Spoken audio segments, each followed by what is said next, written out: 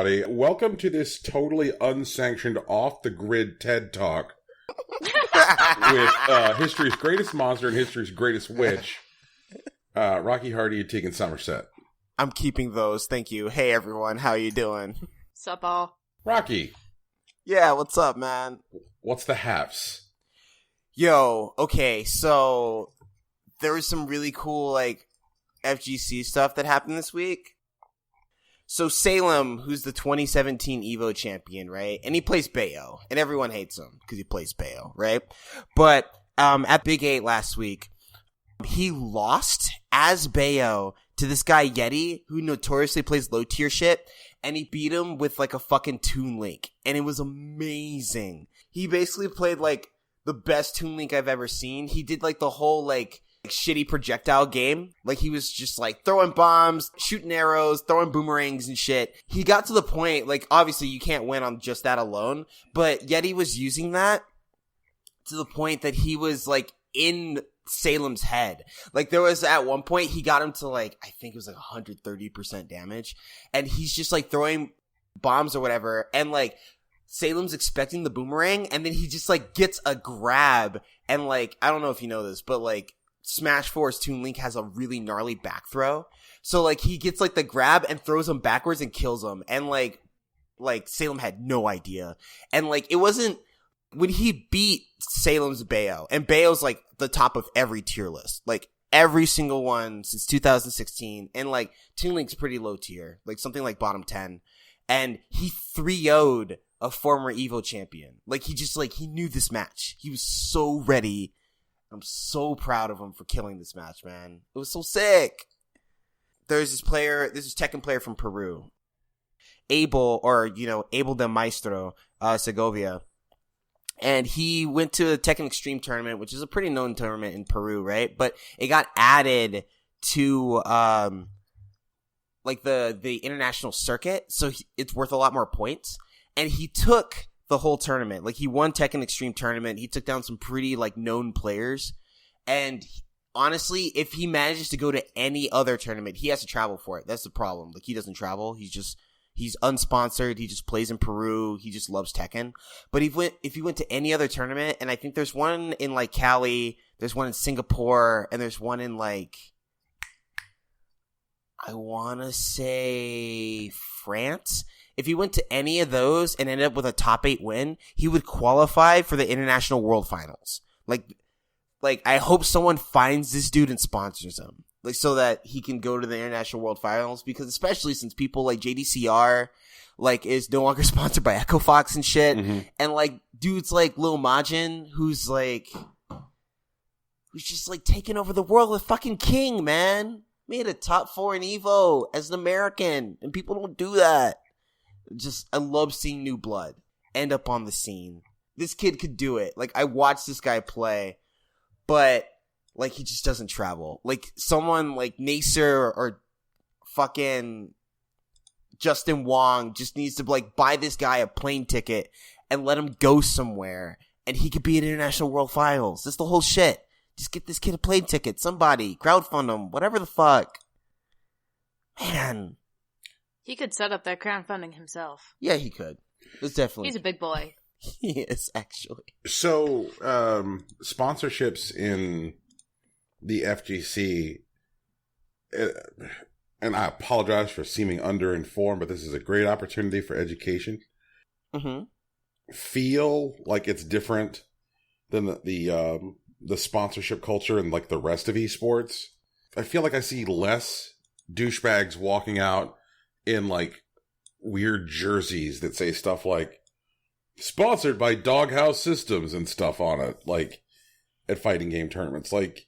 Is there not as big a penetration for sponsorships, or are sponsorships working in a different way? It depends on the group. Echo Fox has jerseys. All of them are wearing the same fucking, blue and orange jersey. You'll see them. Same thing with, Cloud9. Mango, I think, has been wearing the same jersey since, 2002, if we're being honest. But there's some people, like Yahozi, who actually recently lost her sponsorship because she was sponsored by CLN, And sometimes she'd show up in a jersey, but that was only for like majors. Like she wore a jersey to DreamHack. She wore a jersey to Evo, but to like Wednesday night fights, she normally would just wear a hoodie and a t-shirt. Mm-hmm. I know Infiltration always chooses to wear his jersey when he was with Mad Cats. And no, he wasn't with Mad Cats. That was Daigo. Daigo doesn't have to wear a jersey anymore because Daigo's like a personal brand. His face is his jersey, like, to be honest. But I know Infiltration wore the Panda Gaming jersey, and he wore, was it like Monster? I can't remember. It was someone that was green.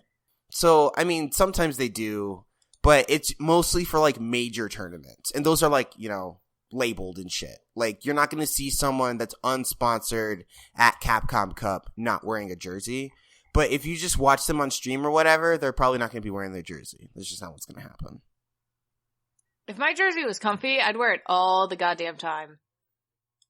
I feel shitty because I should own a jersey for someone, you know? Like, I wanted to get a sneaky jersey for, like, League of Legends Cloud9, but, like, I can't support the rest of Cloud9 because, like, I hate Mango.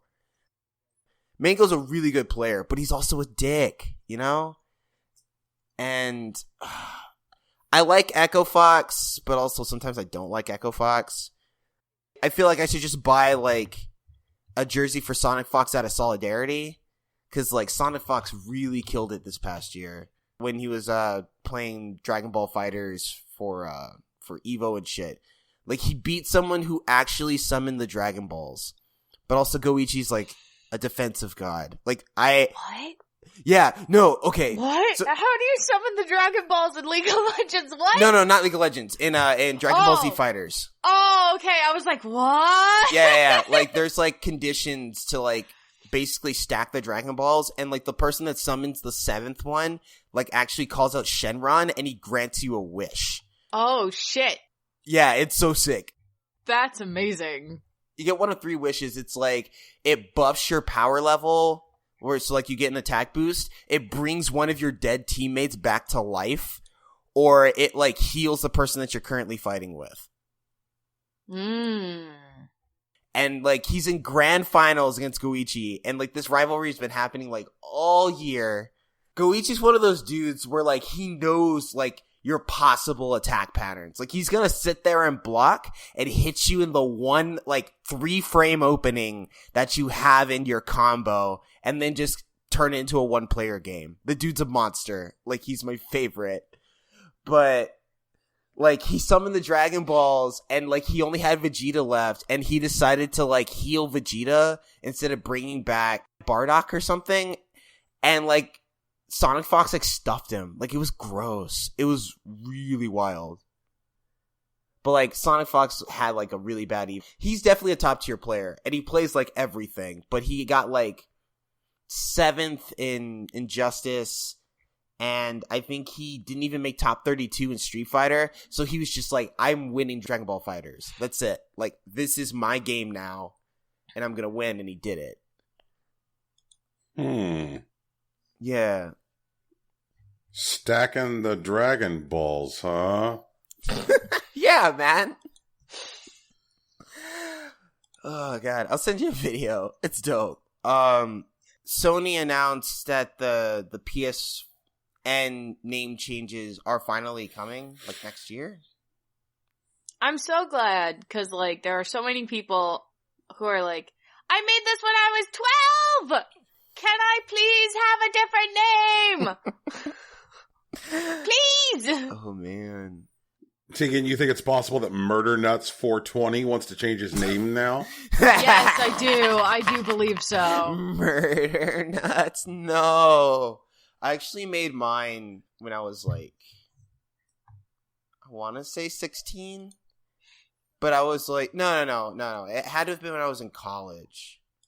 Because mine's actually Bravery and Bravado, which is a Kanye line from My Beautiful Dark Twisted Fantasy, which is, you know, edgy enough, honestly. But I think that came out, like, in 2009, so I might have made my PSN, like, in 2011. See, I made my PSN last Christmas, and it's a good frickin' thing I did because, before college, I didn't have an established, like gamer online tag. name. Uh-huh. Yeah, I didn't have a game tag, so haha, I have one now. Well, Teagues, what would your name would have been? What would your name have been if you made it when you were like 14? What would have been your murder nuts? 14-year-old Tegan would have been probably Azusa. Azusa? Yeah, Azusa. What is that about? Tegan, very small Tegan, 11-year-old Tegan, ran a website. Shoutouts. And her webmaster name was Azusa. And so that's probably what it would have been. Oh, man. It was a bad, it was a Gundam Wing fan site. Ooh, bad. I need to find it. No. No, you don't. I hope it doesn't exist anymore. Tegan. But if it does and you find it, let me know. Oh, God. Like, we commissioned an artist for, like, to, like, draw us and stuff. Me and my friend who was running it. Oh, it was a good time. Oh, man. No, I think mine would have been something like, Soren Valrea. I think I would have used if I was, like, 14. And I made my game. That's not the worst. It's not the worst, but it's weird. I'm not proud of it. Brian, what about you? What's your murder nuts, man? So, Tegan, are you old enough to have been publishing Gundam Wing fan fiction on the internet under the name of Azusa in 2002? I did not publish Gundam Wing fan. I don't think I did. Why? Did you find something? Oh, Jesus, now I'm afraid. Did you find something? I found Gundam Wing fan fiction by Azusa, published in 2002. Let me see. Give me the first line, Brian. I want to hear it. When the others paid a visit to Hero and Duo in the school dorm one night, they eavesdropped something that made them blood-boiled and drool. Okay, no. Okay. That is not me, thank God. Okay. No, but I did write, I co-wrote an Orin High School Host Club fanfiction in, I don't know. Let me find it. I know, there it is, in my recent searches, because I was reading it, because I'm a dork. 2007, with a different friend. Oh, it was a good one, though. That was a good one. I was reading a bunch of super angsty fanfiction, and it was like, the kind of fanfiction where you're like, Jesus, this is almost hilarious. It's so, like, weird, you know? You know what I'm talking about? Where stuff's, like, so over-the-top dramatic that it's kind of funny? Yeah, no, I totally get it. Yeah, it was like that. And so I was like, we should just write an angst fanfiction that's so over-the-top dramatic that it goes in the humor category. So we put it in humor and angst because we were like, ever read those ridiculous fanfictions? This is one of those ridiculous fanfictions, but we're doing it on purpose. It was a good time. I found like a very ancient Gundam Wing fan site. Jesus. Welcome to my Mobile Suit Gundam Wing page. I know there are a lot of Gundam Wing fan sites around on the net, but I decided that as a Gundam Wing fan, my site could not be complete without my own addition to the many numbers. Nope, that does not sound like me. Thank God. Ugh. Why are you... Stop trying to find it. We will find it. No, please don't. I hope it dies. Although, like, I'd like to see that fan art again, because that'd be neat. Oh, man. I don't know if it survived. I think that to answer your question, Rocky, that I don't think, unfortunately, I have a Murder Nuts 420. And I think that the reason for that is that, like, I've been using, like, the same handle on the internet from back when they called them handles. What was they still it? call them handles, man. Like, relax. Yeah, no, I'm like, if there's a place where somebody's like, okay, what do you want people to call you? I'm like, okay, call me Salacious Drift.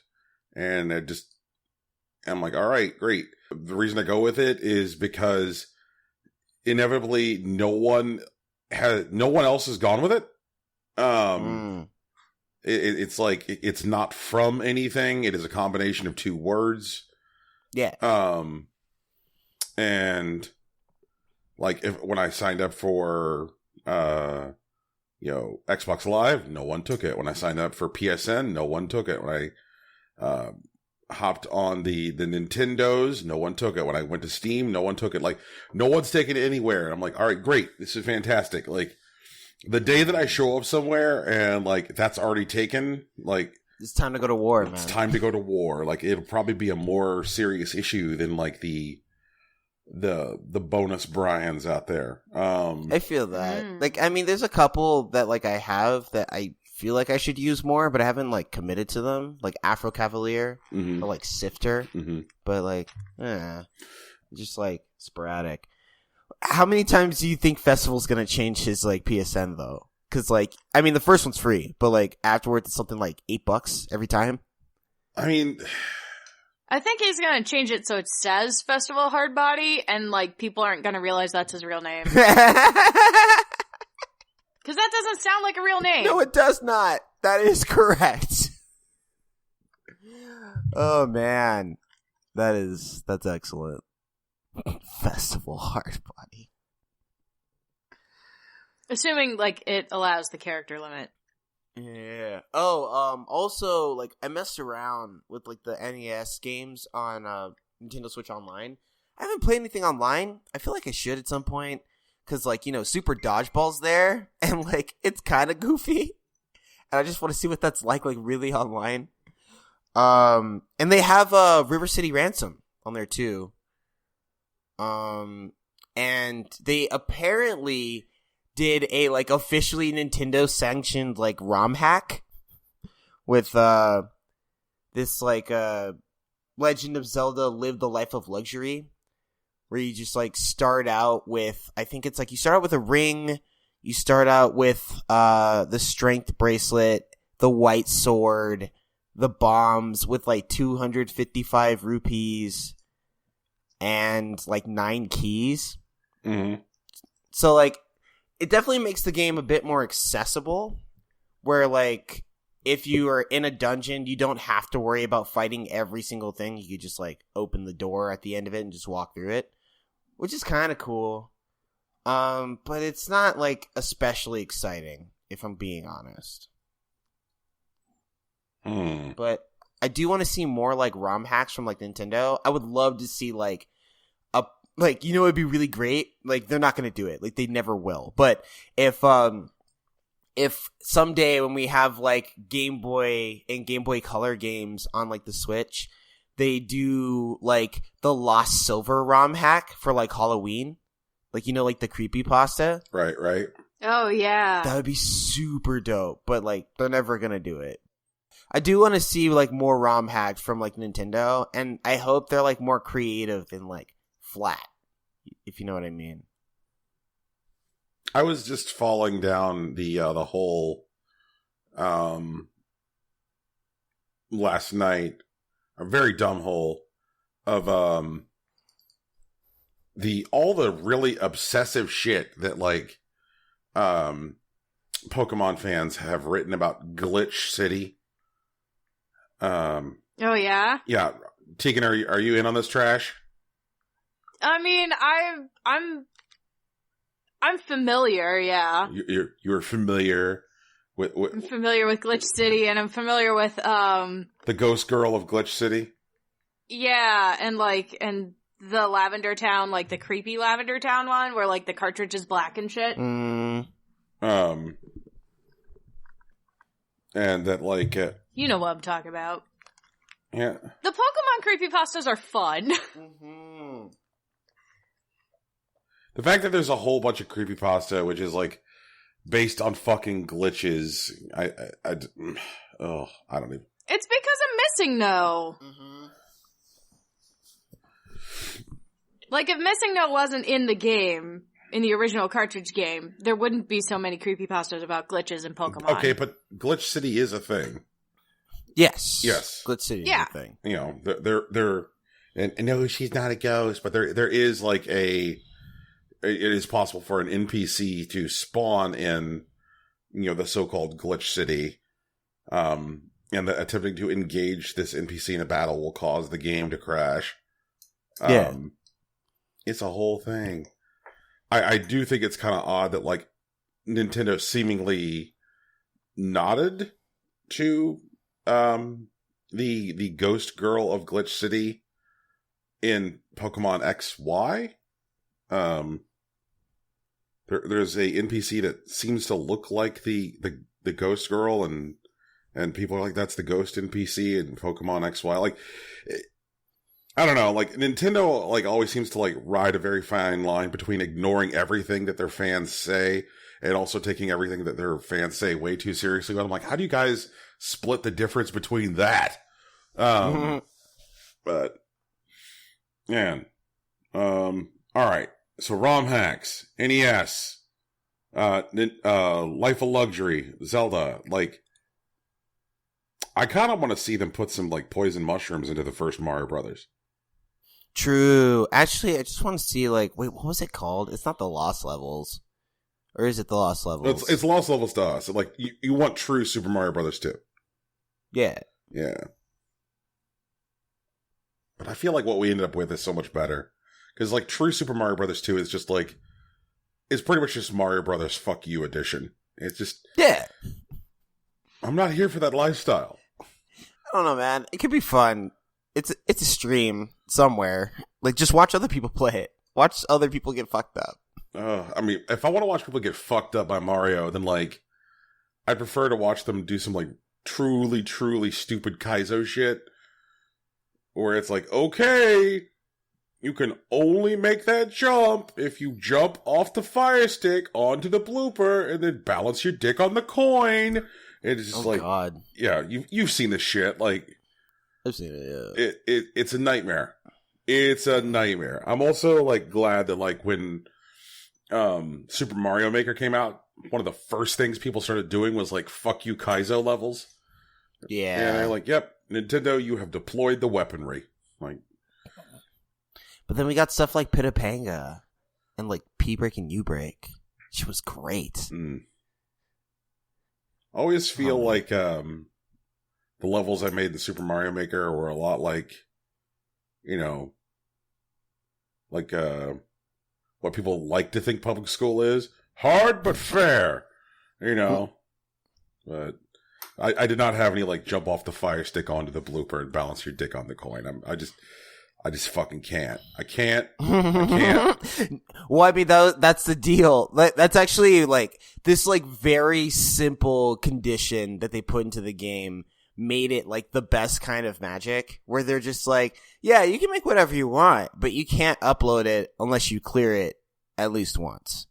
That's the deal. Yeah, you have to be able to do it yourself. Right, and the stuff I uploaded was stuff that I had to work to clear. I wasn't, like, putting up, like, some, like, fucking Mr. Toad's, like, Wild Ride, like, fucking goofy kitty shit. Like, I put up stuff that, like, was a pain in the butt to clear. You know, so I didn't go like, okay, and then you jump over the Goomba and there's the flag and go fuck yourself. Like, it wasn't that. Like, but, like, I feel like there's shit which, like, asks players to use skills which are never developed during what I'll call the normal course of play in Mario. Like, for example, like, P-switch jumping. Yeah. Is not something that, like, most players will ever have to do or even are aware of the existence of. And so they're going to look at that jump and go, but how though? And then the game is just going to mock them and not really provide any kind of, like, helpful feedback as a player. Well, yeah, but that's why you make, like, a YouTube account and you record yourself clearing the level and then you put it on the internet. Like, that's the tech, man. It's dope.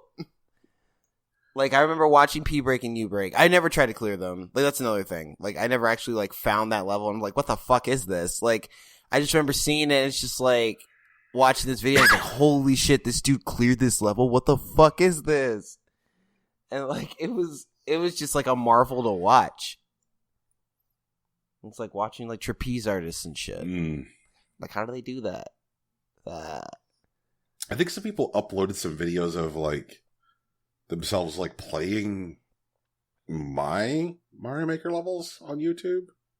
Mm-hmm. Ooh. Yeah.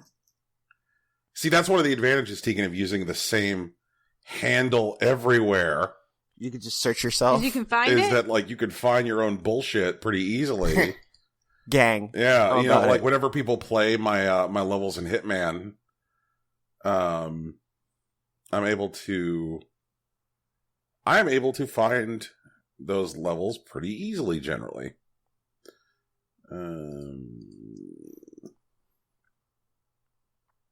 All right, okay, so I want to get through this because for some reason we're already 30 minutes in on my shit. Doesn't make any sense. So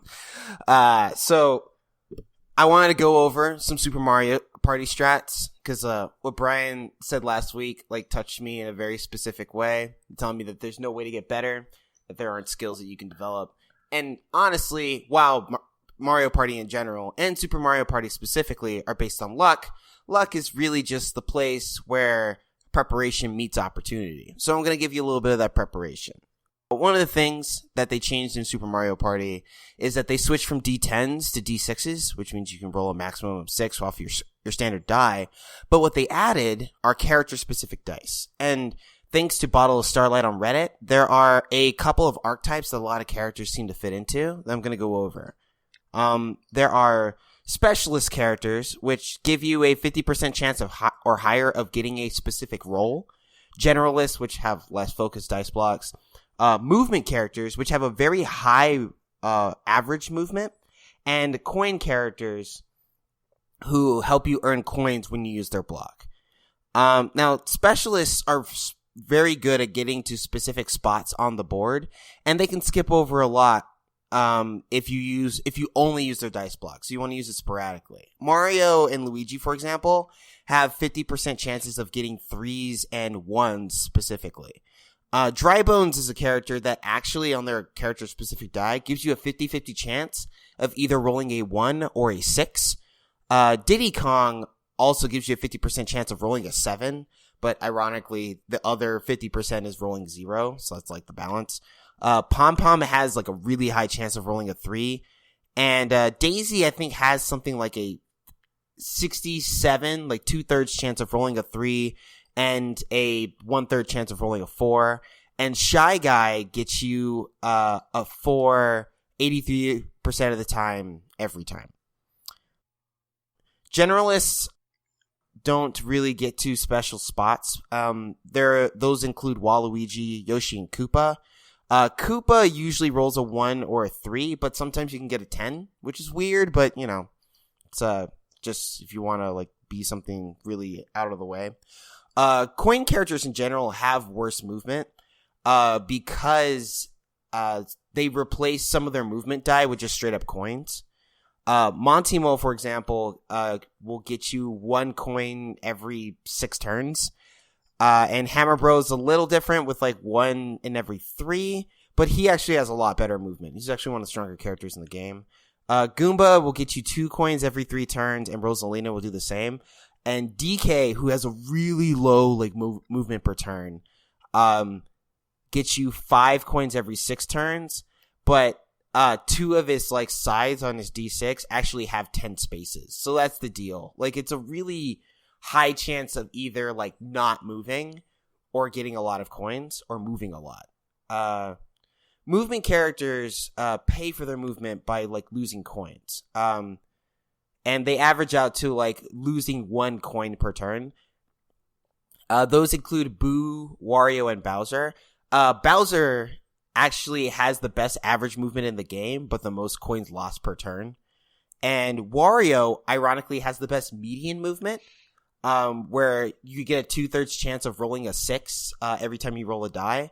But the other third of the time, you're just losing 2 coins. So, there isn't really a best character, because the different characters suit different strategies. Like, you know, high movement doesn't mean anything if you're always broke, and bonus coins don't mean anything if the other characters are lapping you. Overall, like, it's still light strategy. Like, it's not going to solve, like, all your problems if you know them. But it's good to, like, be prepared in those particular situations. Also, another thing that Super Mario Party added are partners to the game, where If you land on a specific space, the game will essentially attach another character to you, which will roll on your turn with you on every turn and help you in minigames. And you also get access to their character die. In that situation, it's actually really cool because you can use that to supplement your movement. It makes certain characters, like coin characters, like Rosalina, who I use a lot of, but also DK, who has like a really high chance of like either moving a lot or not moving at all, add a little bit more balance to their gameplay. So generally, if you pick a coin character, you want to try to get a partner, but like you can't really plan for that because it's really like luck related. But if you're playing any other kind of character, it's also a good idea to try to pick up a coin character while you're trying to roll to see which character you get, which you can actually like calculate. I think like after you press the button, the character selection thing only moves 4 times. So you can try to count that out if you got the timing for it. And that's pretty much on my my light strategy Super Mario Party corner or whatever. I added a few additional strats here in the show doc. I'm not sure if I call these strats, Brian. Strat 1 is don't buy it. Rude. Yeah, I know. Strat 2 is if you did, throw it away.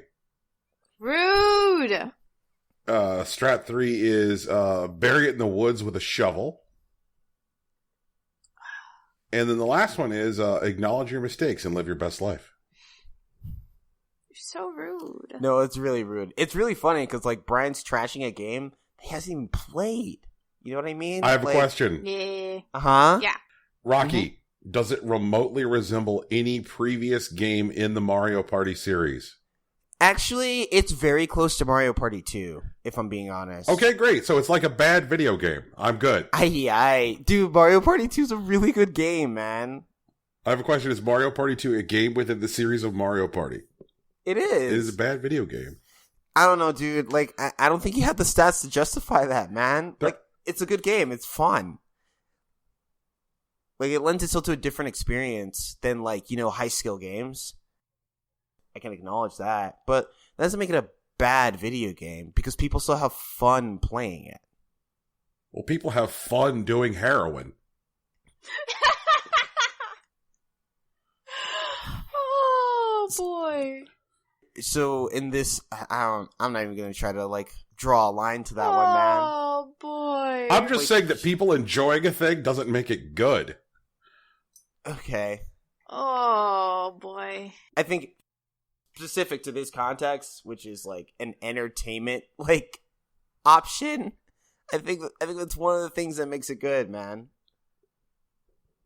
That's okay. We'll have to do this every week. It's not super important. What's going on with you, man? Me? Yeah. So Google unveiled their Project Stream beta, last week? Yeah. Yeah, and I got into it this week. Gang. Oh, you did? Yeah. So I spent part of last night playing Assassin's Creed Odyssey in a tab in a Google Chrome browser. What a time to be alive. Yeah. It's weird. I didn't want to get too far with the game because I want to play it on Xbox. And so, like, I don't want to, like, make a bunch of progress and be like, great, now to go play the same 20 fucking hours on my Xbox. But I did want to, like, experience, like, the input latency feel like. What does it look like? Like, do I see a bunch of, like, weird, gross artifacting, that kind of thing? Nope, just looked like fucking Assassin's Creed. Like, it was spooky, y'all. Basically what happens is when you launch Project Stream, that tab goes full screen, and it just looks like a video game. And it just defaults to controller inputs. It's kind of a wild thing, because, like, what they're asking for, I think, is comparatively in the US, like, a demanding connection.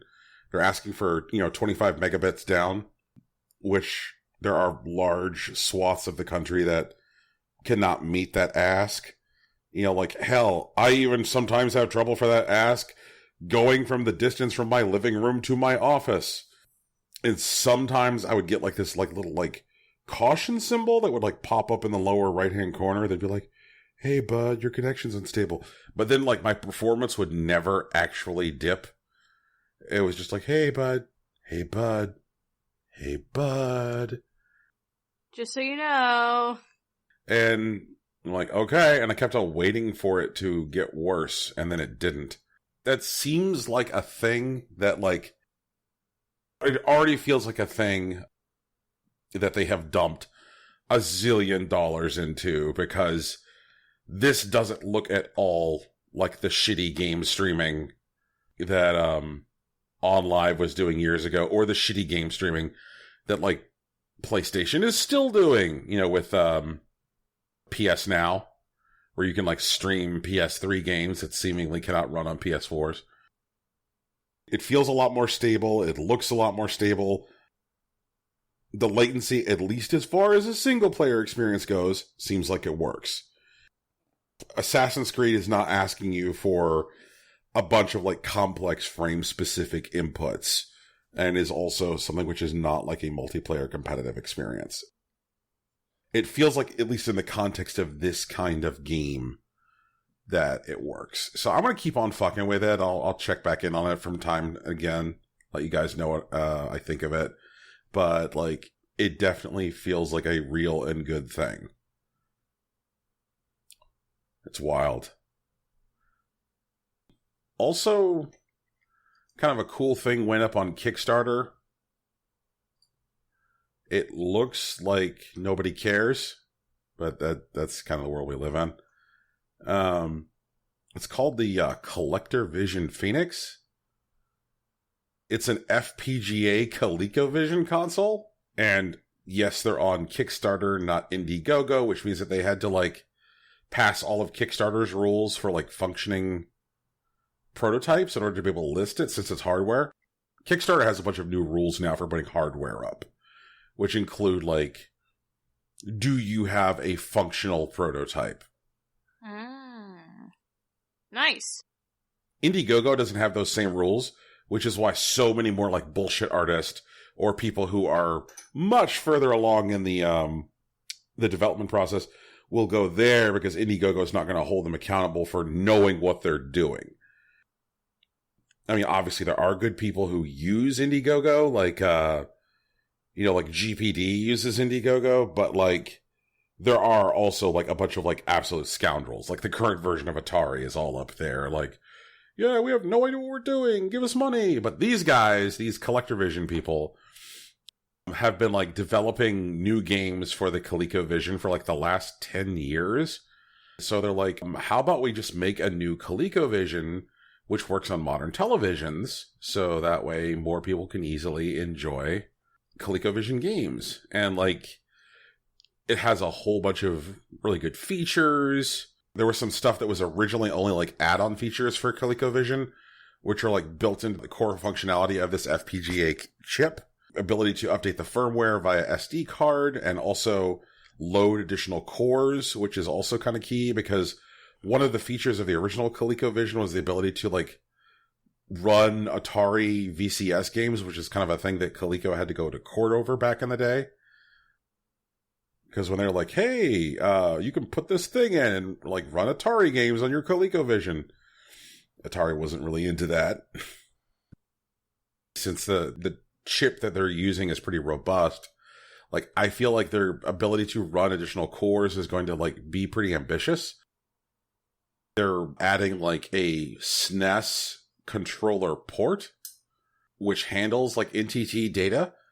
So I'm like, are they going to release a SNES core for this device? Because if so, that'd be pretty cool, because then you could use SNES cartridges. There's going to be, like, a pack-in game, because, like, this company has been doing, like, game development for, like, the last 10 years. And so they're packing in, like, one of their games, which will be fun, because you get, like, a new ColecoVision, and then there's a game complete in box when you unpack it. And, like, pack-in games are fun when you buy consoles. Like, I miss pack-in games, guys. Like, I don't know if you were old enough to, like, have the pack-in game be part of your formative memories of purchasing a console, or just, like, you all remember always having to pick a game to buy with a console. I mean, like, Wii Sports came with, like, the Wii, I think. Yeah. It did. It did. You know, Wii Sports came with the Wii, but, like, I think that's probably the last major pack-in game, because the PS4 came with go buy a game. The Xbox One came with, go buy a game. The Nintendo Switch came with, go buy a game. And, like, eventually there are, like, pack-in bundles. Like, I know there's going to be, like, a Red Dead bundle this Christmas, you know, for, like, PS4. And I know that there's going to be There's going to be a Fortnite bundle for Switch. But I love when a console launches, you know, like the day a console comes out, all of the boxes having the same game in it. Like, that's kind of fun because it creates like this benchmark. You know, everyone's got this game. You know, Super Nintendo comes out, everyone's got Mario World. You know, like years and years and years of everybody getting Sonic the Hedgehog with their Genesis. I miss pack-in games. That's my brief speech on pack-in games.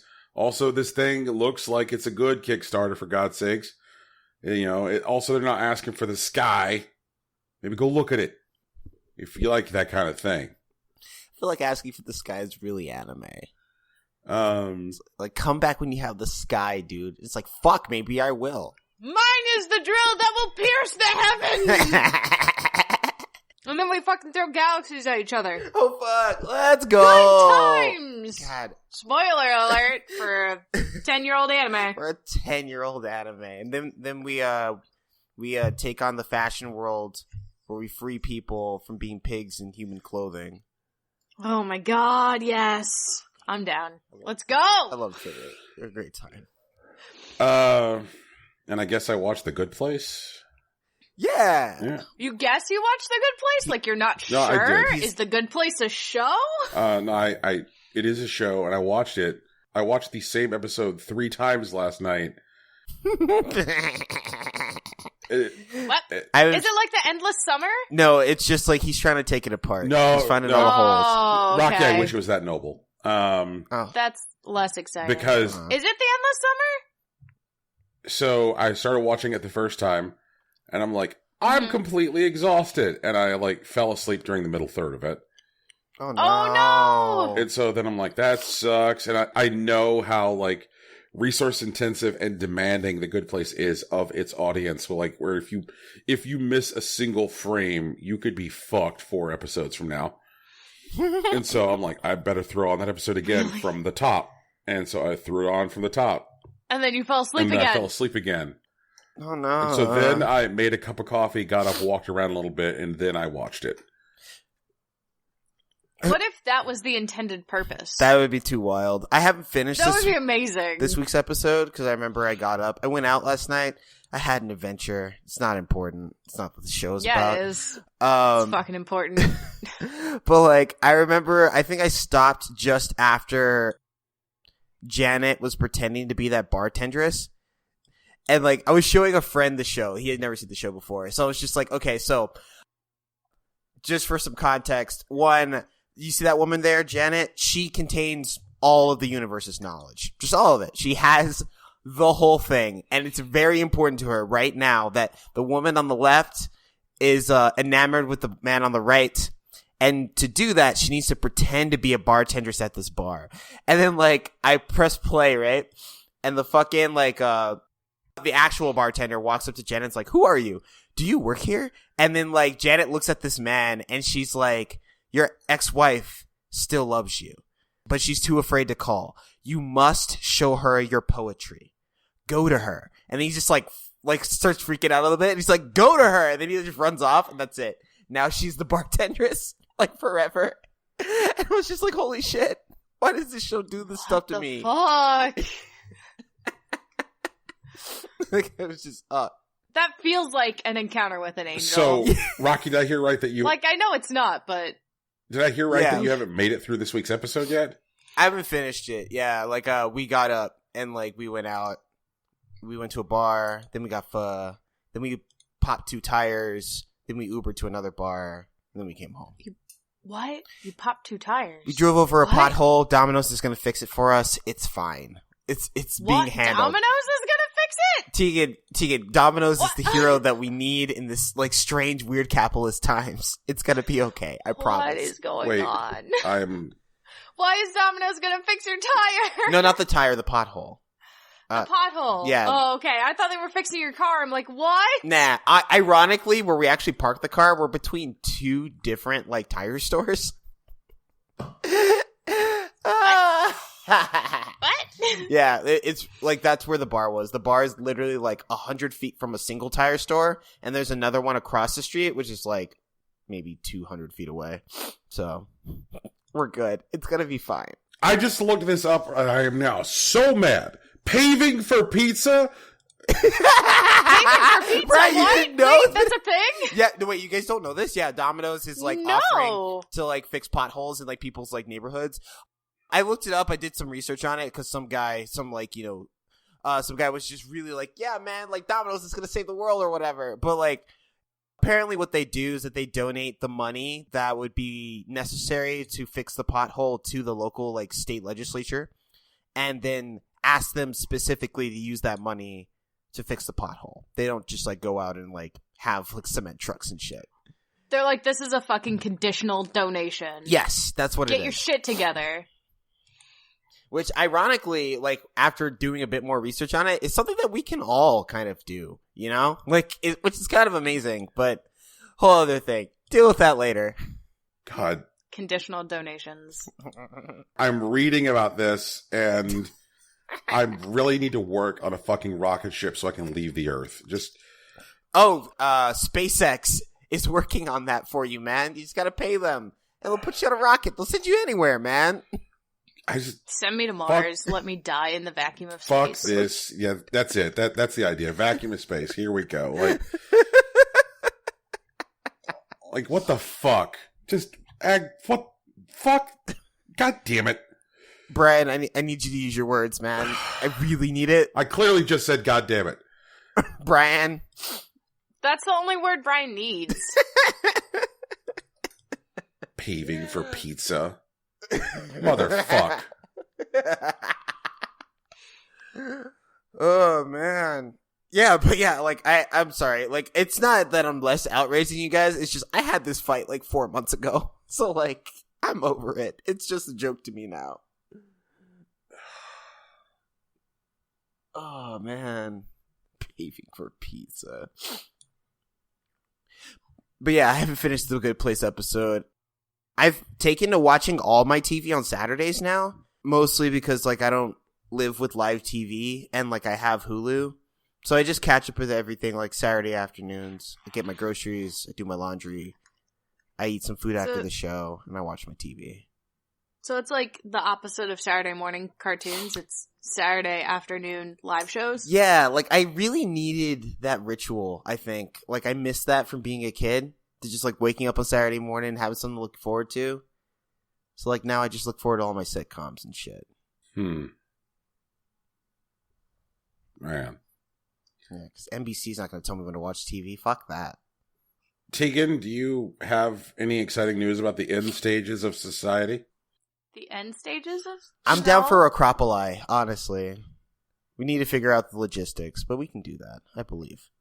For what? Acropoli? What's a cropoli? What's that? Like the plural of Acropolis, which is like tall stacked city civilizations. No. I don't have anything exciting as far as that goes. I guess. I don't know. My morning's been weird and I'm fucking anime garbage, so you know.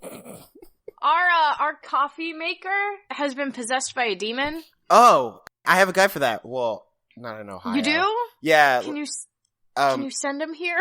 I'll ask him. I'll see if he's in the area. It's like I was like I'm gonna make myself some hot chocolate because now it's like cold times. Yeah. And I'm excited. Uh-huh. And I turned on and it said dispensing hot water, caution, and I was like sweet. And then I wandered away and then I came back and it dispensed cold water. And so I had cold, lumpy chocolate. Gross. It was awful. And I was fucking attacked. And I don't appreciate it. And then Alex had to, like, run it a couple times, and then it heated up. So, fuck it. Okay, fuck it up, I think you Kevin. might Anyway. need a different guy. I was going to send the priest, but I think you guys just probably need a mechanic. I think it'll No. Send the priest. It's a demon. Only a demon would dispense cold water for your first required beverage of the day. It might be just be a Only a demon. Only villains do that. Only villains do that. Oh, man. Yeah, so there's fucking that bullshit. And then, on top of that, earlier this week, I was fucking attacked by marketing. By marketing? Marketing attacked Not just you? like in... Yeah, and it's not in the usual way where it gives me fucking paper cuts out, like deep fucking paper cuts. Jeez. On my thumbs, which makes playing video games difficult. I believe that, But like, I was assaulted. I was accosted. I was fucking pinned to a wall and forced to give fucking Amazon $10. Why does Amazon need your $10, Tegan? Because Amazon fucking threw at my face Nier Automata, long story short, the shit. Kindle edition. Oh, fuck. That's right. I remember you telling me about that. Fuck. Yeah, I was just like, you want fucking this? And I was like, I do want that? And then suddenly I had $10 less. You woke up and you had $10 less. And I'm just like, what happened? Why is this thing on my Kindle? Oh, that's funny. Yeah. But I've been busy being anime trash, so I haven't had a chance to, like, read it, but, like, ugh. Okay, now, you say anime trash, but, like, Tegan, I know you're not entry-level anime garbage, so please tell me what's going on. I'm entry-level anime garbage. Oh, no, Tegan, please! Tegan, why? Sword Art Online started season 3. Damn it, Tegan! Stop giving those people your attention! I like Sword Art Online! Oh, no. I can't help it! It's good No. garbage! It's just junk food. I just shove it in my gob. It's so fun! God damn it, Tegan. The art is so pretty, even if all the faces look the same and everyone has the same goddamn hairline. I don't care. Okay, I get it's that. That's fine. very, like, Dragon Ball. That makes sense. It is. It's just a good, and I don't know what's fucking going on this time. Like, it's not just, I mean, it's a little bit fucking exactly the same, but it's also not the same. Damn it, Tegan! I know! So, in this one, our hero, Kirito, who's, I believe at this point, married to Asuna? Asuna's got a ring. Okay. With a stone in it. Nice. So I think they're married. They might just be, I don't fucking know. Who cares? Kirito's testing out a new kind of full dive technology. Why? Yep. Which basically uses, this is gonna sound so fucking dumb. The space between the neurons in your brain. No!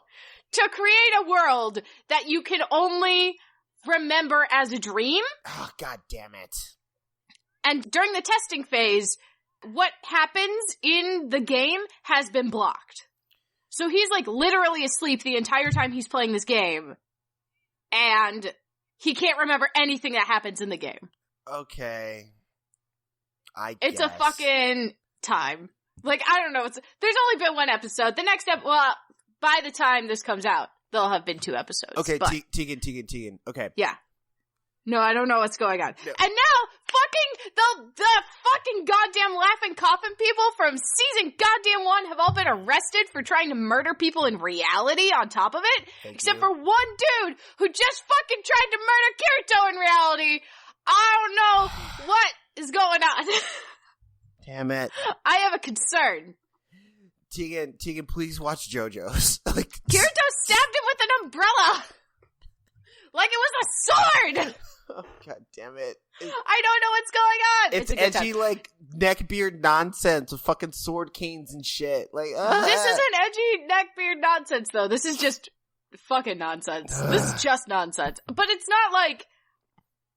It's not beyond nonsense like JoJo's is. Yeah, that's true. It's like a step down from JoJo's nonsense. It's definitely some anime-ass anime bullshit. Wow. Okay. Also, in the last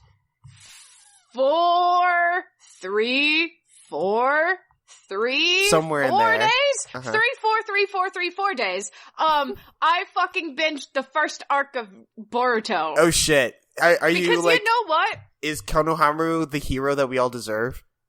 Konohamaru is such a good boy!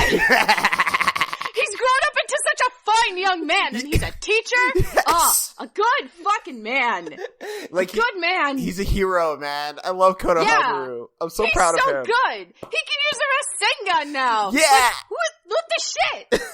But anyway, so I was like, you know what I want to watch? I want to watch Naruto, except I don't want to fucking watch Naruto because I'm kind of sick of that bullshit. So I started watching Boruto, and like, wow. Wow. You know who's great? You know who's great? Who's great, Teagues? The children. Children are great.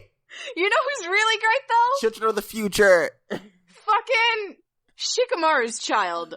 Right? Shikamaru's No, that child kid is the named best. Shikadai, and he's fucking great. I love him. Oh man. I love a young. He's my new son. He's my new fucking. Him and Inojin are my fucking sassy ass sarcastic children, and I love them. And then like, you know who else is great? Fucking Metal Lee.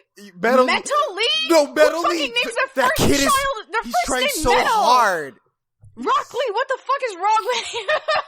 Also, I love how they keep Guy around and he's in the wheelchair, but he still does ninja shit. I don't know if you're there yet, but he's in the wheelchair. Not yet, but like, so who fucked Rock Lee? I don't know. Who fucked Rock Lee and then let him give his child the same goddamn jumpsuit and haircut? See, first of all, Tegan, Rock Lee fucks, alright? Like, he definitely got burned by Sakura or whatever, but Rock Lee is a dude that definitely fucks. Like, don't get it twisted.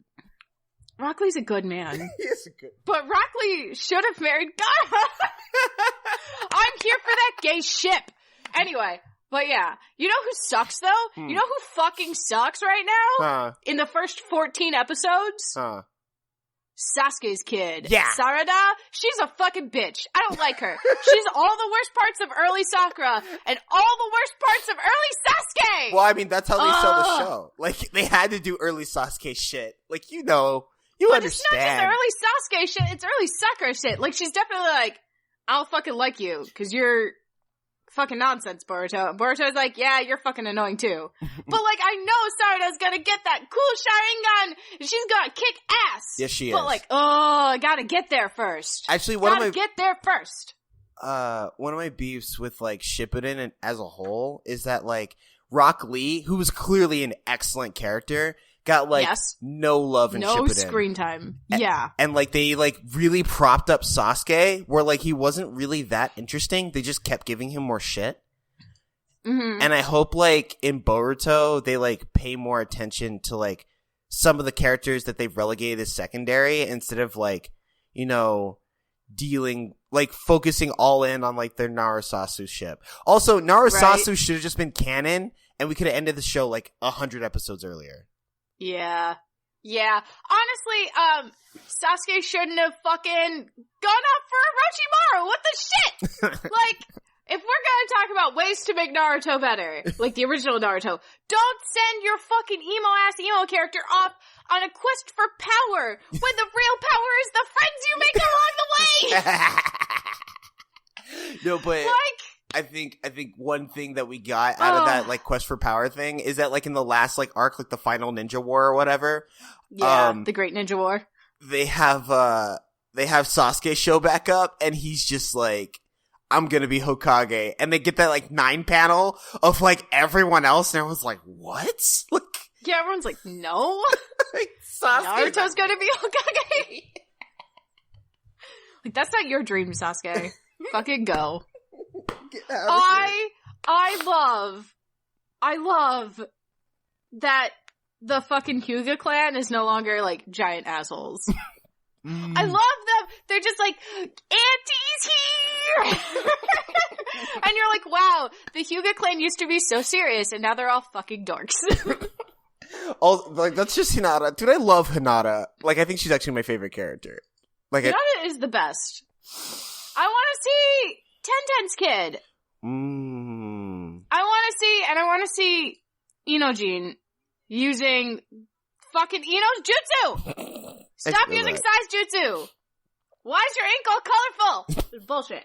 Wait, have you gotten to that scene where like I am Boruto... 14 episodes in. I'm 14 episodes in. Oh shit, okay. We just finished the first arc. I don't think it's there yet. But there's like a scene where like Hinata is like around the house. Like she's like momming and shit. She's like doing laundry or whatever. But like Boruto's like straight up like attacking her. Like doing all sorts of like clone bullshit. But like really? Hinata just like... Is it just like nothing for her? Yeah, she's just like parrying his shit like whatever. It's amazing. Like amazing. Hinata's such a badass! Dude, I love Hinata. Ah! Okay. I've been seeing, because I follow Crunchyroll on Twitter, they just post, like, GIFs and, like 2 minutes of, like, footage from, like, a recent episode or whatever the fight stuff is. And I'm just like, man, like, Naruto's got some great fights. And I just want that. But without Naruto. And so, like, Boruto is everything I wanted. It's not Naruto. So far, there hasn't been any filler shit, because it's only 14 episodes. Yeah. And, like, of the 75 that I'm in. And, like, wow! Everyone's so good! And there's so much bullshit going on, but it's like that early stage Naruto bullshit. And I appreciate it. Wow. I am trash. Nah, Boruto's actually okay. That's the thing. Like, it's just that I think my initial beef with it is that it's like Naruto, not Naruto, but like it's actually a pretty decent show. That makes it better, I think. I feel that. Like, I'm tired of Naruto. It was like 15 years.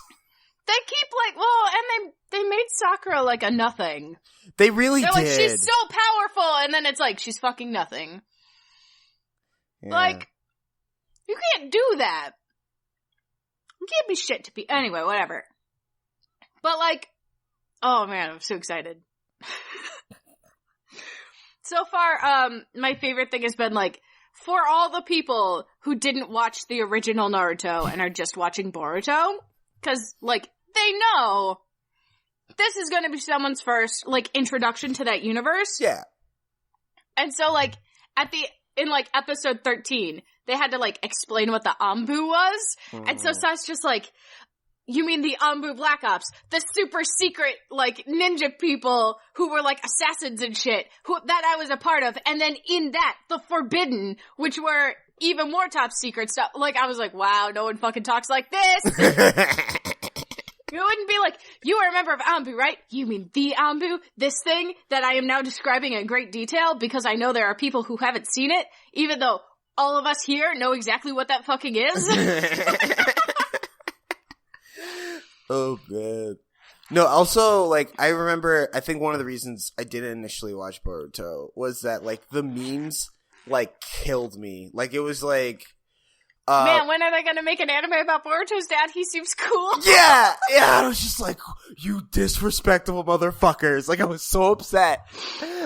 It's so good. I like that the differences so far between, like, the openings, between, like, the first Naruto arc and the first Boruto arc, where, like, Boruto's surrounded by people and, like, giving his dad the cold shoulder because he's like, you don't care about us anymore because you're busy being Hokage. And, like, Naruto was like, fucking nobody cares about me, but I'm gonna still be cool and I'm gonna get this, like, handled. You know? And, like, he accumulated people. I don't know. Yeah. It's neat! It's neat! It's a good time. I feel that. Sorry, Brian. I'm trash. What? I'm trash! Tegan, Sorry. What games have you been playing? I've been playing, Alex and I played Overcooked. Ooh, how was that? I laughed so hard I cried. Okay. Overcooked is bullshit. First of all, number one, you shouldn't give it a dash button and make it so that if you dash into something, you fucking go in opposite directions. Also, I should be able to map the goddamn buttons so I'm not pushing B all the time thinking I'm pushing goddamn A and dropping shit. I just drop everything. I, like, go to pick something up and then I drop it immediately. And I'm like, why can't I carry anything? And it fucks up our time and it makes me mad. So there's that. But, So, like, Alex and I were playing it by ourselves, and it was a good time. And then last weekend, on Sunday, we had Alex's brother over, and the three of us played it together. And, oh my god, it was a fucking mess. 3 cooks in a kitchen is a fucking mess. Oh, it's so bad. We kept running into each other. We kept dropping shit. We kept throwing stuff out.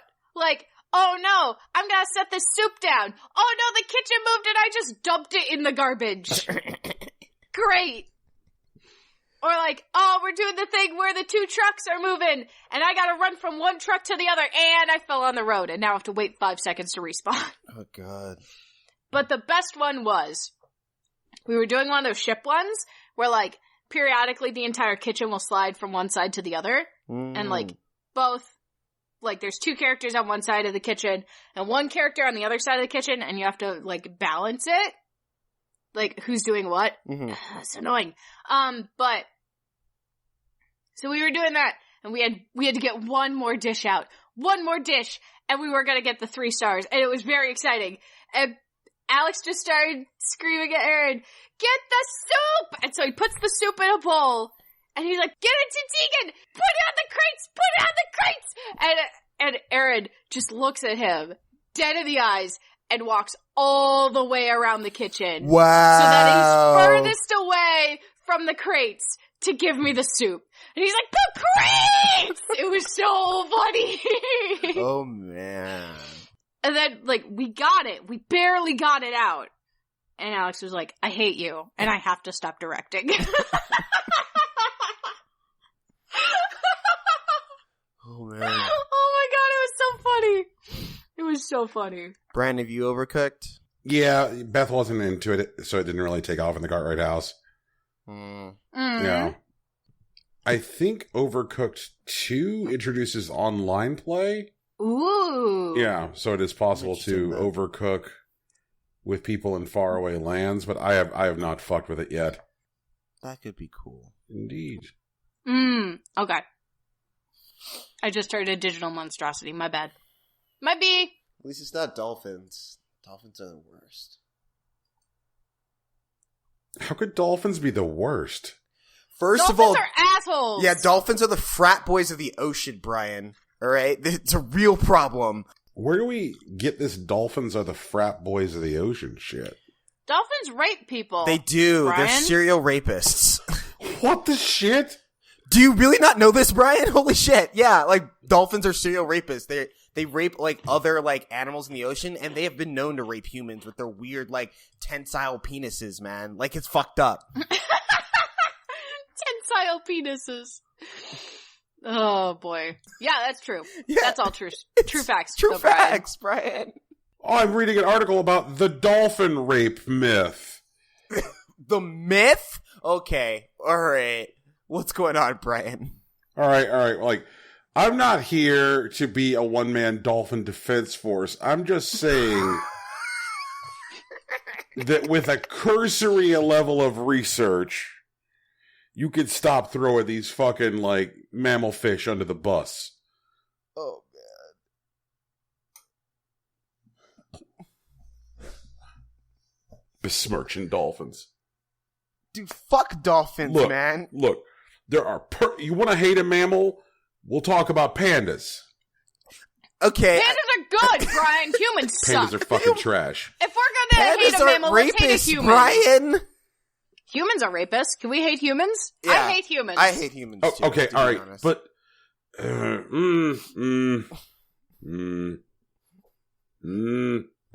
fuck it. What else are we talking about? Teeks, what else you got? Brian doesn't want to hate humans. So you know how I got a Mewtwo and like I completed the 151 decks? Yeah, shout like outs. a couple. Yeah, so like I got a Celebi recently. Yo, and so I'm almost done with the Johto decks now. Yeah. But while I was doing that, I found out that in September, Pokemon Go made fucking $1 billion. And when I say $1 billion, I mean like 85 million in the last month. That's pretty wild. Yeah, that's what happens when you fucking make regionals only come out of Alolan eggs and then everyone has to buy fucking incubators. Bullshit. Wait, Tegan, is Celebi good? No. Wow, that sucks. I mean, it's, what do you mean by good? Is it, like, it's a cute little onion fairy Pokemon. I know that, but is it, like, competitive? Like, is it, like, a good attacker?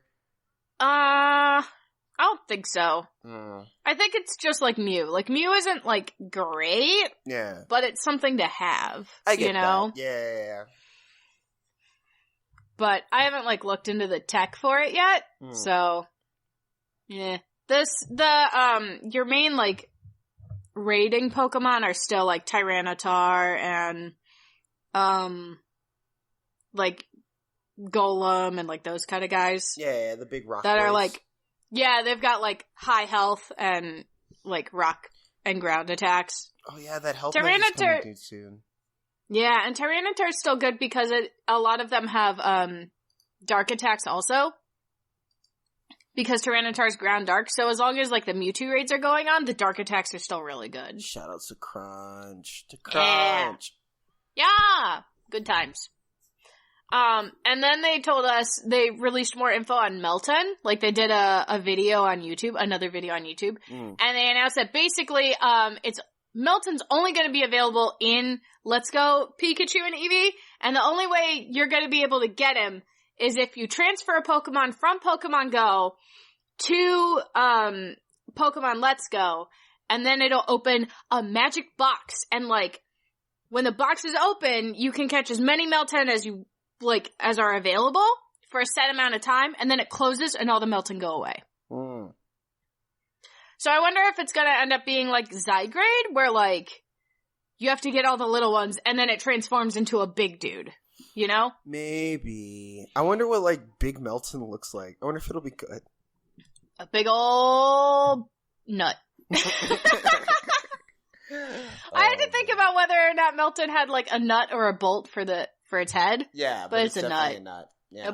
It's a big old nut. Oh no! Oh, yep. So, am I to understand that there is a Pokemon in Let's Go Eevee, Let's Go Pikachu that can only be acquired by use of the Pokemon Go, and even then only for a limited period of time? Yep. But after the box closes, you just have to wait some amount of time, probably like a couple hours, and then you can transfer another Pokemon over and collect more Melton. Huh. So, I mean, it's not like you can only catch it from like the first week that Let's Go comes out. You can catch it throughout. You just have to have a Pokemon to transfer from Pokemon Go to Let's Go. And they aren't specific about what kind of Pokemon it is. So like, you could just transfer Pidgeys the entire time. Which are like readily abundant. There are fucking Pidgeys all over the place. And Rattatas. Fuck Rattata. Too many Rattata. Yeah, but you want one from the highest percentile. Yeah, you do want a top tier Rattata. You gotta wear shorts while you're catching that Rattata. Oh man, shorts they're key. They're crucial. Yeah, they're comfy and easy to wear. But yeah, also, like, in Pogo, they just released some new, like, fashion, and I accidentally bought the Bulbasaur hat. There's a Bulbasaur, a Charmander, and a Squirtle hat, and I accidentally bought the Bulbasaur hat, but I'm not mad about it. I'm playing today. I need that Bulbasaur hat. I need it now. The Bulbasaur hat is so great because he just looks like a happy little derp. It's so good. The Charmander hat looks sad. Like, he's like, I'm on a hat. But the Bulbasaur hat's like, ha-ha. I am a hat. I am a hat. It's a good time. Oh, man. I love Bulbasaur. So, yeah. Bulbasaur gets a lot of hate. I mean, I love Bulbasaur. He's my favorite. He's a good time. He's my favorite Gen 1 Pokemon. He's a good bean. He just wants to hang out. Maybe whip some shit. Whatever. Do your business, man. And every Halloween, people start drawing Bulbasaurs with, like, pumpkins on their back instead of the bulb. Oh, so cute. Pumpkin Bulbasaur! So cute. I love them. Me too. He a fave. He a good. Okay, so are we going to do news? Is that where we're at? Yeah, we could do news. I'm good. Brian? Yes. Are you good with news? Yes. Let's get it.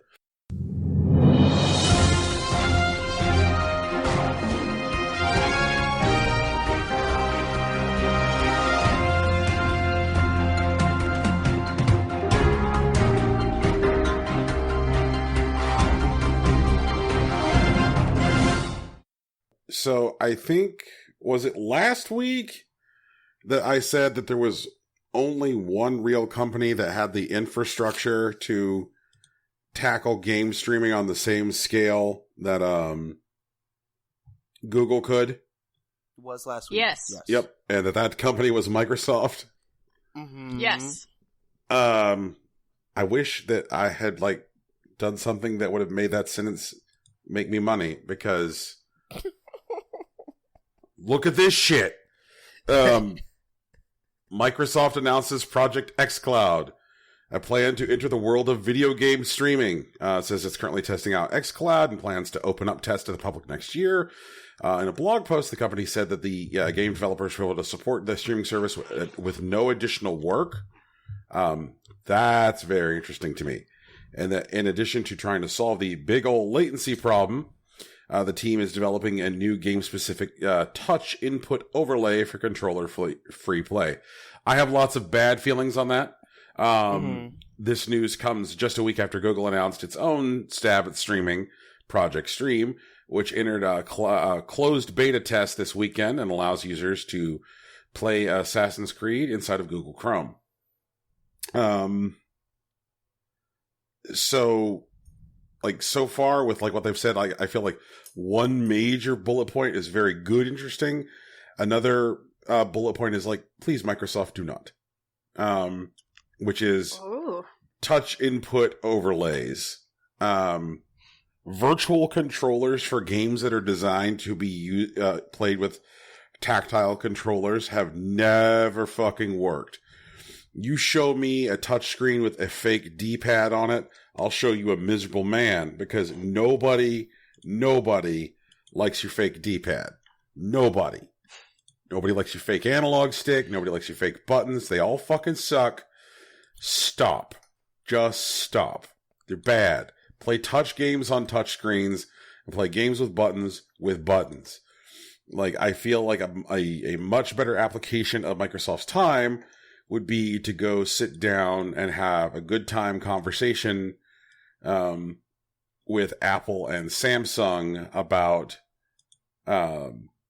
releasing versions of the Xbox One controller that could support Android and iOS devices. So that way we're not having conversations about touch overlays. Just fucking gross. But Brian, how's my mom going to play Halo on her iPad? Okay, spoilers, Rocky. She's not. How am I going to play Halo on my iPad? Spoilers, Tegan. You're not. Yeah, I know I'm not. I'm not going to play Halo. Yeah, fuck that. Yeah, people are inclined. It's like people are inclined to use right tools for right problems. It's a natural inclination. If I tell Rocky, Rocky, please hang this picture. And he's like, I could use a hammer, or I could use this fucking spoon to try and get the nail into the wall. Rocky's probably gonna use the hammer. That's true. I probably use the hammer. Yeah, but I do know people who get bored with the hammer and would like to use a spoon instead, just for the additional challenge. Like that guy that beat Dark Souls with banana controllers. Look. And part of what makes Banana Controller Guy interesting is because what Banana Controller Guy is doing is so wrong. It's just, it doesn't work right. He's saying, I'm introducing this additional layer of challenge. This is as far from the ideal controller input environment as possible. We admire Banana Man because we know he has added 900 layers of extra challenge on top of the ideal input environment. We shouldn't be releasing tools to make gameplay experiences worse. That's true. Yeah. That's a fair point. I just feel like Banana Man, I should be looking at him going, is that allowed? Is that allowed? Is that allowed? But he did it. Like, call the cops or Tegan or something, I guess. But like, hello, police? First of Like to all, report never call the police. Second, sorry. That really tickled me. Never call the police. Fuck. yeah. Second, the thing which I think is good, because now that I've beat them up for this whole like on-screen touch or interlay thing, interface thing, like the thing that I do want to go like, ooh, that's interesting in a good way, is this whole like, that developers can support the streaming service with no additional work bit. That's interesting. Like I'm really curious as to what they mean by that and like what's going on here. Like I want to know how that works. Like Rocky, I am super curious about the next generation of Xboxes. Like, you know, with the word on the street that it's going to launch with 3 different SKUs. Not like, say, 3 different, not 3 different SKUs in the way that the Nintendo Switch launched with 2 SKUs. Where it's like, you can buy the gray Switch, or you can buy the gray Switch with the blue and red Joy-Cons. That was 2 different SKUs. Like, yeah. The 3 different SKUs that the next Xbox is going to launch with appears to be 3 different levels of functionality, or 3 types of functionality. Like a streaming box, a box with like guts that built in that do computing, and then like a big beefy box, kind of like if they had launched with like an Xbox One S and an Xbox One X at launch.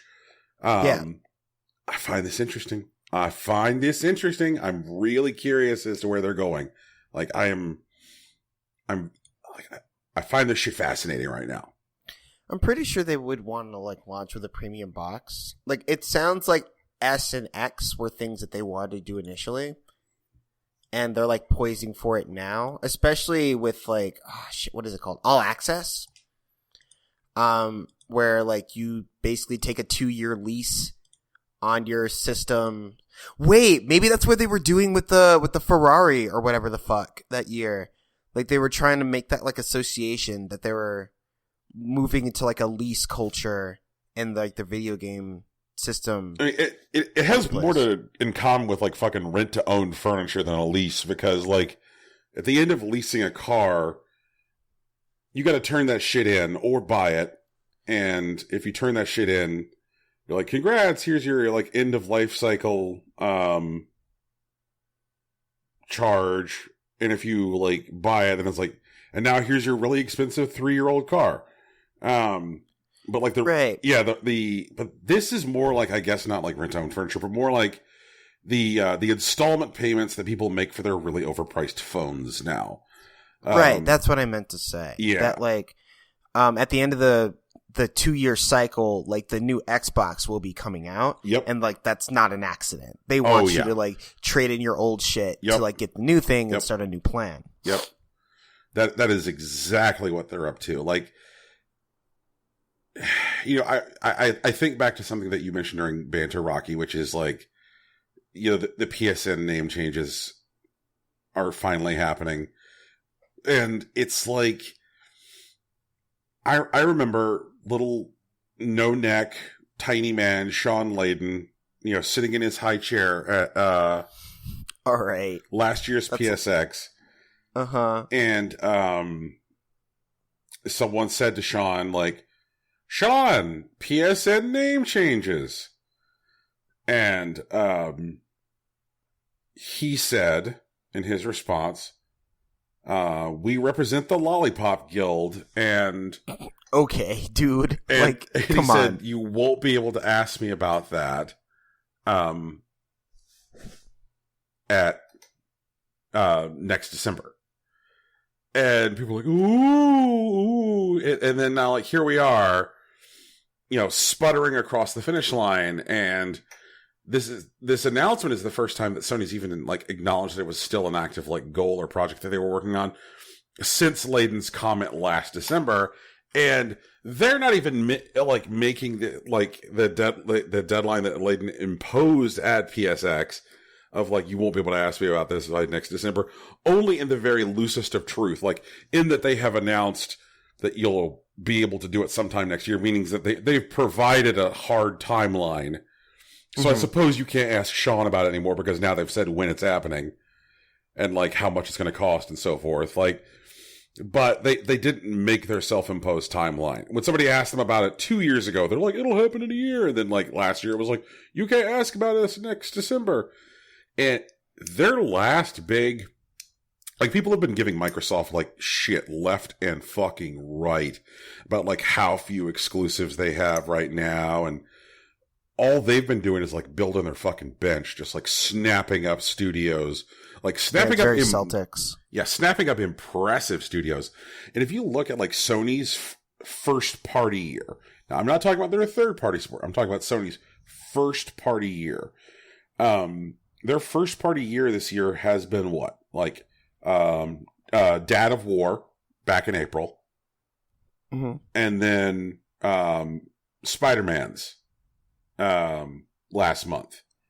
They don't have any other big first party titles this year. That is it. Now they do have some impressive stuff scheduled for likely next year. Like, Days Gone is trash and it will go directly into the discount bin everywhere.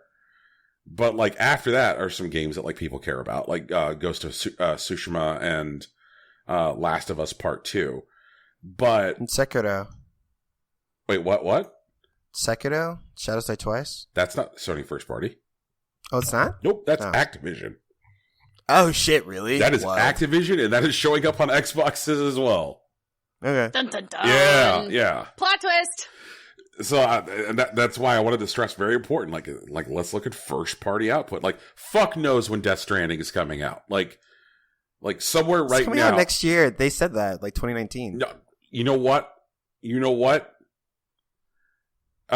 If Death Stranding comes out next year, I will drive to El Paso and mow your lawn. Oh shit! Boy, I'm getting my lawn mowed. Do you have a lawn? No, I don't. But I will get Does a lawn. Texas have grass? Texas does have grass, Tegan. My part of Texas doesn't have a lot of grass, but I don't know. I have a mow the park or some shit. We'll figure it out. It'll be something. Death Stranding is not coming out anywhere near next year. Like, yeah, Brian is coming out. Believe Brian, if it comes out, will you come to Ohio and actually mow my lawn? Because I have an actual lawn that actually could be mowed. Okay, look, this is not just an opportunity to try and get free like lawn mowing. Like this is. Dang it!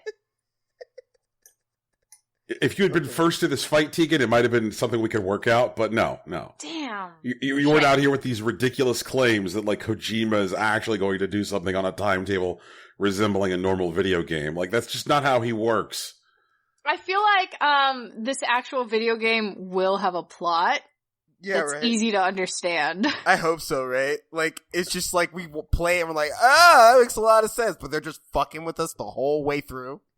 What, like, so, like, the next game that they have a date for is February. That's Days Gone. No one cares. No one cares about Days Gone. Like, I have never seen a game which is so quickly going to have to be that thing that a guy has to apologize on an earnings call for. Like, yeah, Days Gone, it was bad. No one liked it. It was some fucking stupid zombie shit that no one cares about. Well, they spent so much money and time on it, they need to make something out of it. So, like, it just needs to come out. Whatever. Cancel it and put those people on a new project. Like, no one cares. I don't know, man. Like, companies like this don't feel good about sunk costs. It's such a fucking stupid idea. Like, like, and that's such a bad move to their retail partners. Like, especially when you've got people like Best Buy and GameStop who have minimum purchase commitments to companies like Sony, where they're like, we promise to purchase X many copies of first party titles. And so then when like Sony is like, we're going to ship an absolute fucking stinker that no one wants. It's just like, all right. But I guess this is all coming out of like, where's Sony been? Because like, as near as I can tell, Sony's 2018 has had two really bright spots as far as like, you know, customer attention and media engagement in the form of like Dad of War and Spider-Man. You know, people were all over their nuts, but the rest of the year, they have been fucking up left and right and having to walk back shit left and right. Like, who enjoyed the Sony walking back their talk about crossplay? Anybody love that? Who loved that? Good times. Or how about, you remember in June when Jim Ryan said no one wants to play old games? I remember that. That was goofy. Yep. And he's like, backwards compatibility is dumb because nobody wants to play old games. And here comes Sony. Pleased to understand we are making PS1 Classic to play old games. And it's like, guys, your messaging sucks. You've had like 2 big games this year. Like the features of the PS4. It's so weird because when the PS4 came out, and this is I think something that just says how quickly this space moves, how quickly this environment moves. When the PS4 came out, it felt very sleek. It felt very clean. It felt like a box with the things in it that I wanted. It felt like what I wanted a modern video game machine to be. I don't really feel like it has, as far as like firmware updates and changes to the OS, I don't feel like the PS4 has necessarily stayed feeling fresh and forward looking. Like, what do you guys think? I mean, you guys own fucking PS4s. Like, do you when you turn on your PS4, does it feel like something which is keeping up with the times? I don't know. I don't think so, but I don't think that's what it wants to do. Is that a mistake on Sony's part? I don't know. That's what I mean. Like, something that Joe said when he was on the show a couple weeks ago, like, really resonated with me, where he put into context, like, how Sony has been moving, where Sony wants to keep their game system like a game system. Like, that's what it's supposed to be, like a dedicated gaming entertainment device. And, like, Microsoft is more about blurring those lines where, like, making your entertainment available everywhere. And that's why they've been resisting a lot of these, like, pushes where they want to, like, make sure that they are a place where new games can just kind of show up and you can play them. I feel like that message hasn't been popular this past year, and I definitely understand that, but I don't think it's essentially negative. I think the games that have been coming out on PS4, I've had a good time with, that I've been playing. Yeah, and like, I don't argue with the quality of their first-party output. Like, right. I think that, like, when we actually get games from Sony Interactive Studios, they're good games. Like, I am really, really hyped for, like, Ghost of Tsushima. Like, I really want to play that game. Like, but what they're doing with their first party, development, which is one thing. And then I think that there's their console strategy, which is a different thing. Okay. Well, I mean, Sony is, like, involved in first party, arguably less than usual. Well, no, less this year than past years, but Sony's strength hasn't ever really been first party, from what I understand. And I might be wrong, but they're like a platform, and they've been handling the console platform badly this past year in a couple of ways, like specifically with backwards compatibility and this crossplay argument. But I think the crossplay thing was like an ideological thing that they messaged badly, and their backwards compatibility was something that they were obviously working on, like via PS Now, but it wasn't like a high priority for them.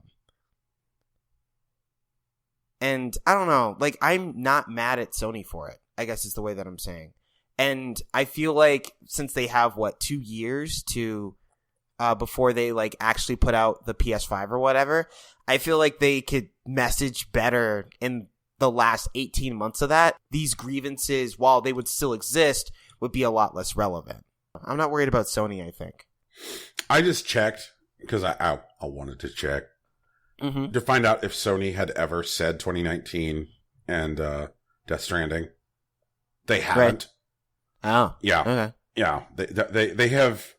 They've never said it. They've found ways of very weaselly not saying it. Like when they did their last E3 press conference, when they talked about Last of Us Part 2, and they talked about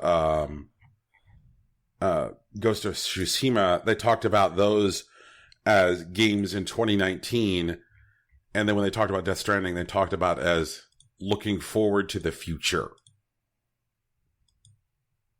Yeah. Yep. You and I are going to be old men when that game comes out. Well, Kojima said that it'll be released before the 2020 Tokyo Olympics. It's a quote from August 3rd. Mm-hmm. And which means it could come out in 2020. I mean, it could, but like January 2020? I don't know about that. Well, we know that Sony loves Q1 releases to close out their fiscal year strong. Yeah, I guess it's true. Yep. All right. I just pulled up the retail list of games that they've released for the PS4 in 2018. And their retail list, just in 2018 versus, like, say, 2017 is startling. Retail, so games that they have had boxed releases from Sony first party this year is as follows. Detroit Become Human, which I completely forgot. Well, we should, honestly. Yeah. Dad of War, Major League Baseball The Show 18, Shadow of the Colossus remake, and Spider-Man. Last year, retail releases were Gran Turismo Sport, Gravity Rush 2, Horizon Zero Dawn, Knack 2, Major League Baseball The Show 17, Everybody's Golf, Matterfall, Neo, Uncharted The Lost Legacy, and Wipeout Omega Collection. So, I don't know. That just sounds like they trimmed the fat this year. Because, I mean, of the prior year's list, there's probably like 3 of those games that actually matter. Like Horizon Zero Dawn, Knack 2. No, I'm kidding. I was waiting for the Knack joke. Uncharted Lost Legacy and Neo were probably the only ones that like really mattered. I mean, the show is always going to sell because it's a sports game. They're going to pick up a new one every year and whatnot. Right. But, like, those are probably the only, like, first-party titles that really, like, stand out. And, like, we got, 4 this year? And, like, we just didn't get a new Wipeout? Like, I don't know. Doesn't seem like a big deal. I feel like they're dragging their feet on moving toward the next generation. Well, yeah, because they're winning. Because of how big their lead is this console generation. Exactly. But there's a difference between rushing, which is kind of like where, Nintendo was with the Wii U, where they're like, oh, fuck, if we do a standard console life cycle with this thing, we're screwed. So they had to get out of the Wii U as quickly as possible. So there's rushing, and then there's like something like an appropriate console generation length, and then there's dragging your feet because you're making money hand over fist. Well, I mean, also, we're like, 6 years in? Yeah. Like, I mean, I understand that stuff like the Wii and, like, the GameCube had much shorter, like, console cycles, but, like, what was it? Like, the PS1, like, Nintendo 64 era was, 10 years? Something like, I think it was closer to, 7 or 8. Like, so I understand that console cycles have been faster in the past, decade or so, but I don't think that was a good idea. They've been at slowing down. Like, the PlayStation 1 was released in Japan in December of 94. Right. And then the PS2 was released in March of 2000. Okay. Yeah. So that's the length of your console life cycle there. Like by the time like Dragon Quest VII came out on the PS1, there was a lot of like, but why though? Why isn't this a PS2 game? You know, the PS3 came out in 2006. You know, like again, like another 6-year life cycle. The PlayStation 4 came out in 2013, so a 7-year life cycle from the 3 to the 4. Sony had like ginned up a certain level of like just awareness of what their plans were. Not necessarily like coming out, but just like announcing like, hey guys, there is a PS2. Please to be excited about the fact that there is a PS2 next year. Like they were talking about the existence of the PS2 in 99. Well, like when Sega released the Dreamcast, they're like, hey guys, don't buy it. It's going to suck. PS2's coming out next year. Rip Dreamcast. Yeah, like when Microsoft released the 360, you know, and that plan didn't work that time. They're like, hey guys, don't buy the 360. It sucks. We swear. You know, PS3 is coming out next year. They had like lead times of like, you know, building awareness of the next console of like a year for like the PS2 and PS3. Like right. PS4, they did like maybe 6 months of lead time. When are they going to start like acknowledging that there is a next console? What, they did that last week. Like, they did a press release. They have confirmed that they're developing the PS5. Oh, well, shit on me and call me Charlie. Is that a saying? It is now. Okay, yeah, man. I was like, I don't think so. Oh, man. I think we have more news. Yeah, it's in there. Yeah, you know. So Telltale pawned off finishing the Walking Dead game to Skybound. Alright, sure. You know, so Skybound's going to complete Season 4 of Telltale's The Walking Dead games. Skybound is part of the company behind The Walking Dead comics, which Telltale's adaptation is based on. And they tweeted, "We're so happy to announce that we've reached a deal with Telltale Games that will allow Skybound to continue The Walking Dead the final season. And they promised more details to come soon." Mm-hmm. The second episode did release on September 25th. But, you know, with Telltale closing shop and everything on September 21st, the fate of the rest of the episodes was kind of up in the air. So it's kind of nice that it's going to be in the hands of the people who are also in charge of the initial, like, source material, you know? About that. About that? Yeah. Like, I mean, I do like that the original creators will have the ability to tell the rest of Clementine's story. That's actually great. But apparently, Skybound is only work on a contract basis, and they have been very dodgy about the possibility of keeping these devs beyond this contract. So it doesn't look like, oh yeah, these people, they're just going to work at Skybound now and everything's going to be cool. Like, it's just that they're going to squeeze out the last of The Walking Dead with them, with an actual studio, and then kick them to the curb again. Yeah. Yeah, I'm not into it. I feel like the public isn't even really with them on this either. Like, I shouldn't be. Yeah, I'm seeing enough public outcry, which is like, you know, fuck this. Like, is everybody getting their job back? No.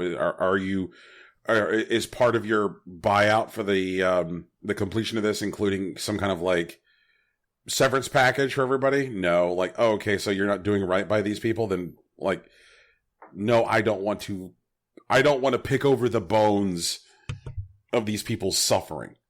Right. Yeah. And I would actually be fine with either version of that. You're bringing on the staff to, because bringing on the entire staff as FTEs to finish the project, meaning that like everybody's got health insurance and everything, and just like with the clear understanding, like, okay guys, you're here to finish this project. at which point there will be a layoff, means that those guys have clear warning. They have an understanding. They're also not Telltale. They're not the people who did the original fucking. Right. So, like, if Skybound brought on everybody as a full-time employee to finish the project and said, like, hey guys, when we wrap, like, we'll be closing up shop, then that gives people an opportunity to, draw a regular paycheck while they're looking for work, have health insurance again, and maybe build some of those, like, get some of those recommendation letters and do some of that, like, go closing up shop. Networking stuff. Exactly. Like, it's a thing that could be helpful if it was done in that way. I think that, like, they're not bringing on the whole staff. They're, like, picking and choosing a team of the existing staff. So they're like, we're going to bring on, like, they're not bringing all 250 of the laid off employees back, on a contract basis. It's a some, not all kind of thing. And it's a contract basis. So I'm like, I don't know how I feel about that. Or, like, the other way I'd feel okay with it is, like, if part of this was you just pay for a severance package for all of the terminated employees and then put together a team to finish this out with whoever you choose, then it's like, fine. All right. You're essentially paying for the fact that, like, Telltale was run by a bunch of fuck up monsters. And now you can, like, take possession of this product. Like, I hate the language that's used around this. Like, Clementine finally gets to have her story told. We're doing it right by the fans. Like, you know what? Fuck the fans. Fuck them. Okay, I don't know about all that. That seems like a lot, Brian. Just this weird fetishization of consumers. I do understand that they've been using, like, fans against, like, workers, and that's garbage. But, like, I don't know what that means. Like, we should fuck the fans outright. That's all I'm saying. Please don't have sex with your fans. Also, that's an improper power dynamic. Thank you, Tegan. Oh shit, I'm dead. I don't mean literal sex, Tegan. I mean, like the royal we. Like the royal we, Brian. Okay, no, it's okay. I'm cool. I'm fine. I'm good. You're not fine. It's okay. I'll be okay. None of us are really fine. We'll get there. Not one bit. Together. Not one bit. Man. Royal we. Damn it. Brian, you were saying. Oh, yeah. Fuck the fans. Jesus Christ. And we're back. Okay. So I have slightly better news, I think. You do? Yeah. Oh. So Epic Games, the makers of Fortnite, or, rip-off artists of PUBG, whatever, what do you want to call them. They acquired a game security and player service company, Camu. It's based in Finland. Fortnite developer Epic Games has purchased Camu, a security firm in Helsinki, whose anti-cheat provides players with a, quote, holistic anti-cheat service. They're actually pretty cool. They've been around since CSGO. It was actually like a couple of dudes just trying to stop cheaters in CSGO in 2006, and they turned into a full-blown company. Really proud of them. According to the company's website, Camu serves over 100 million PC players around the world, and they've worked with Epic on Fortnite for the past several months. Something that you may or may not be aware of is that scammers have been targeting Fortnite cheaters with data stealing malware, mostly through YouTube, and the acquisition highlights Epic's commitment to catching rule-breaking players. The Camu team will continue to expand its services in support of all customers and all the engines they've chosen, which means they're not going to monopolize Camu's attention, apparently. And Epic's new presence in Helsinki will serve as a base for recruiting technology, engine, and online service developers in Finland. I saw that last sentence, and it definitely made me curious, so I did a little additional research. And there's a couple of things. One is that Phantom Sports, a company, launched a new esports social app in Helsinki. At the moment, it doesn't seem like it's doing much. It's mostly just like a place where like people who care about esports can talk trash to each other in like a condensed environment. But like seeing like how Fortnite, or rather Epic, is really trying to get into esports, and they haven't been doing so well, like taking a look at something like that might be something that they're interested in. Also, there is a albeit industrial VR company that just got through a round of funding in, I don't think it's in Helsinki specifically, but I know it's in Finland. They just got $31 million, and they've been courting like industrial, like automotive, aviation, like in some government contracts. But like if Epic is interested in trying to like branch into VR with some really high powered tech, that might be someone that they'd be interested in looking into as well. I don't have much to say about this except that like I don't think that a company can buy another company and then like expect us to believe that they're not going to be monopolizing their attention. I get that. Yeah. Like, I mean, I know that like client list is definitely going to get smaller, but like they're also going to be having Epic Games money. So I don't think they'll mind. But that's another thing that like certain like cheating like scenarios are definitely going to get bigger. And like I know that like PUBG has a real problem with it right now. And since Blackout came out like on Friday, that might solidify like Bluehole's position as like solid number 3 in like the Battle Royale game. Blackout will probably take its spot. I don't think they're going to knock off Fortnite because like Fortnite is just like a host unto itself. It's truly insane. But I feel like it'd be wise to not ignore the possibility of Call of Duty. I mean, remember Call of Duty 4 Modern Warfare, and I know that you were like 12 when that came out, Rocky. You know, possibly 8. I know you were like a fucking child, but I was an embryo at the time. Yeah. You were a person considered by your parents. But when Modern Warfare came out, man, it was fucking seismic what it did to the shooter market. And Call of Duty has been like the absent sleeping king. Video games has been like, we believe in you, father. Like, come on, be good again. Yeah, and like people have been going absolutely monkey tits insane since Black Ops 4 came out on Friday. Like the amount of like positive buzz it is getting online is like absolutely nuts. Like I'm just gonna do a random how many viewers are there on Twitch right now for Black Ops 4? Show me Black Ops 4. How many? No, stop trying to guess what I want to see. It thinks you want to see fucking Hearthstone, doesn't it? It does. Yeah, it's like oh man. Well, I mean, like Blackout, which is the new Battle Royale mode in Black Ops 4. It's good because, it's still like the Battle Royale idea, but like introduced with like the COD patented like combat. And it flows really well. Like it probably actually plays better as a shooter than Fortnite does. But like Fortnite's a totally different animal. Like that's the thing. Like, right now, Ninja is playing Black Ops. Yeah. Shroud is playing Black Ops. I guess we'll see how it goes after like a week. It's crazy business.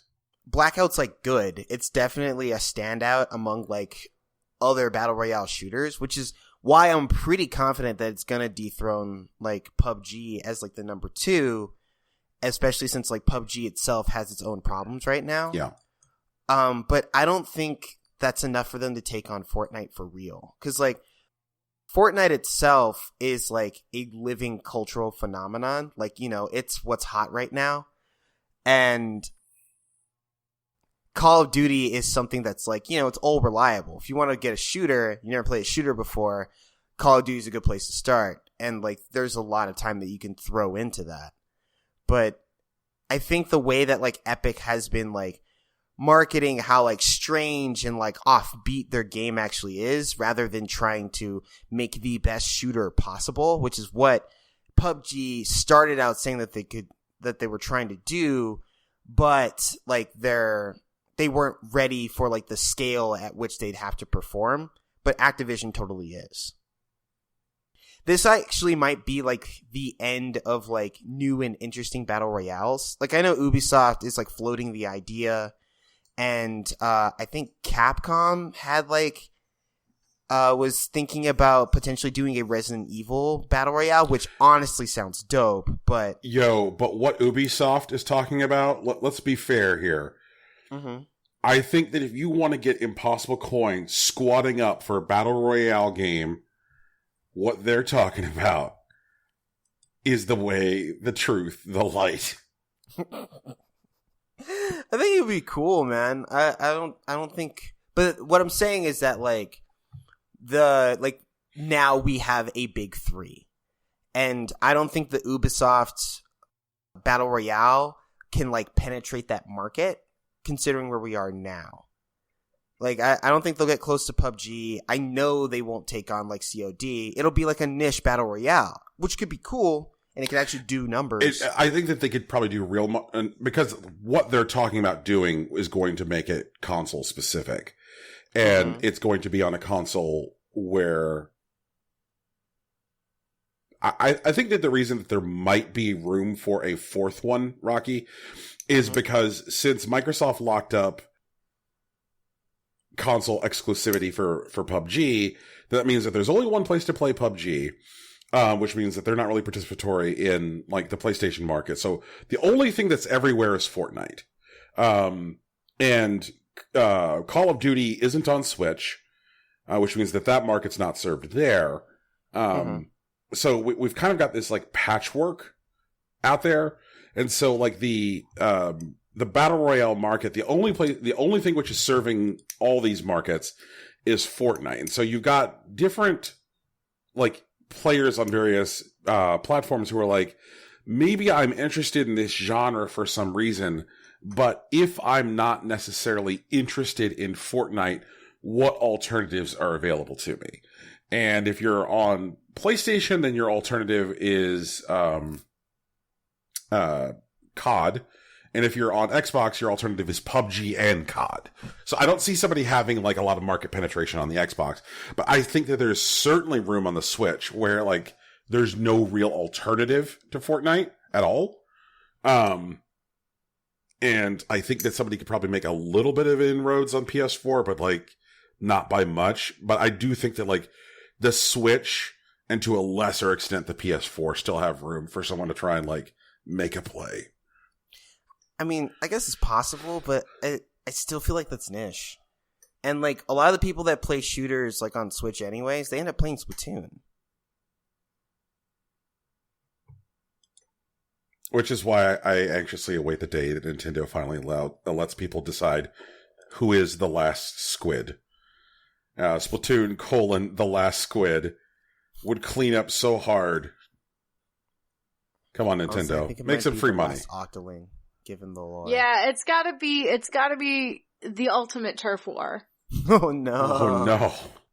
The ultimate turf war. So, Squids versus Octolings. Also, Brian, you gotta squat up with us next week. Cause we're gonna go do it. We're Team Treat. Halloween event! Treat. Oh my god. I actually gotta finish leveling up that fish head. God damn it. Yeah, I gotta play a bunch too. I got that name tag shirt though from the salmon run, so I'm happy. You did? Yeah. How do you like it? Its stats aren't crazy good, but they're pretty good, and I like the look. I just looking like some random employee. It's the best. Tegan, what's going on? Fortnite's getting a physical release for the holiday season. Oh, of course it is. Why wouldn't it be? So Fortnite, free-to-play battle royale game, that you were just talking about, gets a physical release for PS4, Xbox One, and Switch as part of a $30 bundle being distributed by Warner Brothers. The Fortnite Deep Freeze bundle aims to place a physical version of the long-reigning battle royale behemoth in retail locations just ahead of the big holiday season by bundling a handful of in-game cosmetics and some of Fortnite's V-Bucks currency together as a boxed release. The release isn't the only Fortnite bundle that will be showing up on store shelves during the coming holiday season. There's notably a Nintendo Switch Fortnite bundle due out next week that packages a different assortment of in-game goodies and some V-Bucks together with the console for the system's usual $299.99 price. So here's my real question. Uh-huh. Fortnite, Epic Games. When are you gonna make V-Bucks eShop cards? All people want is V-Bucks eShop cards. That's all I want. On the PlayStation, on the Xbox, on Switch. That's all I want. Please let me know when that is going to happen. That's when you sell out. That's when it's all Yeah, gangbusters. dude, they'll sell out right away. They will sell out right away. I'm not even joking. But, like, when are they coming? Because I know they're coming eventually. But, like, how soon? How soon? I wonder if this will impact the wildly overpriced copies of physical Fortnite, which came out last year. The wildly overpriced physical copies of Fortnite have the Save the World mode, which isn't available online. This is just the Battle Royale physical release. Save the World is played online. It is a... Is it? Yeah. There is no version of Fortnite which is played offline. Oh. Like, it's just PvE versus PvP. Yep. So ka. I didn't know. It's cool.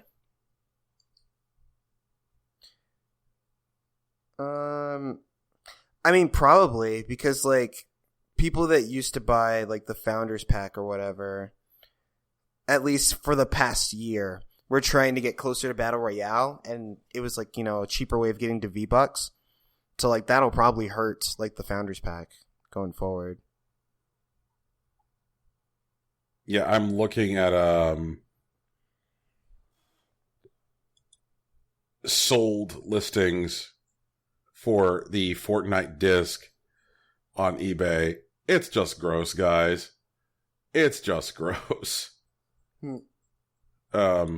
People, stop buying Fortnite discs for over $100. Yeah, please. Like, I assure you, you just look like a fucking jackass. No, I'll rephrase. You are a fucking jackass. Stop buying, like, Fortnite for over $100 on disc. Like, for fuck's sake. But I want to put it on my shelf. It's... Oh, God. I gotta get a fucking rocket ship. Guys! Yeah. Inevitably within the next week, it is going to be announced that Microsoft is, buying Obsidian. That is, if it did not somehow get announced before the release of this episode, in which case, laugh at us and tell us how we exist in the past. Don't laugh at us. We're trapped. We need help. So, like, you know, as I mentioned earlier in the episode, like, Microsoft has been on an absolute spree of buying, like, I would say, like, mid-sized developers. Mm-hmm. You know, folks who have had, like, you know, good runs of, like, releasing, like, well-received product. This looks like more of that, and I'm really kind of curious as to, like, what their plans for buying Obsidian are. Like, Obsidian releases really well-reviewed RPGs. It's what they do. Mm-hmm. If you want to play a really good RPG, they're a good place to look. So... I mean, it's looking like it's nearly a done deal. Like, some sources who are close to it are saying, like, it's a matter of when, not if. Somebody's calling it, like, 90%. Like, basically anybody who's touching this, and they're all delivering, like, the same kind of rumors to Jason Schreier. And as we know, like, Jason Schreier is a wizard. He has good sources, people. Like, this shit's happening. I'm wondering what Microsoft is going to sick them on. Because I feel like there's an obvious choice, but, like, the smoke on the street is that there's already a studio on what would be the obvious choice. So what's the obvious choice? Fable. Fair point. Yeah. Yeah, Obsidian could write a good Fable. Yeah, they could hashtag fix Fable. But, like, allegedly, I mean, Microsoft has already said that, like, you know, when they bought Playground Games, that they opened up a second studio for Playground. That was like one of the first things that they did when they bought Playground. They're like, no, we're opening up a second studio at Playground Games. And people are like, well, what are they doing at the second studio? And they're like, never mind that. And the word of the street is that what the second studio at Playground is doing is working on Fable. So like if what maybe they've got going on is like a 2-studio game, which would be more in line with like how, like what, companies like say Ubisoft or Activision do, where like they've got 11 studios working on any one game at a time with different parts of them doing different pieces. I could see something like that where like they've got Playground maybe working on like the tech for a new Fable game, and then they're like, geez, wouldn't it be great if like a new Fable game wasn't written like ass? And then like their answer to that problem is just buying Obsidian. I could be into that. I have not enjoyed a Fable game since the first Fable. So I would be really into like, a game which kind of like embraces like the core ideas of Fable and then, makes it good. You guys ever fuck with that? You ever fuck with Fable? Like, what would you want from a Microsoft buys Obsidian deal?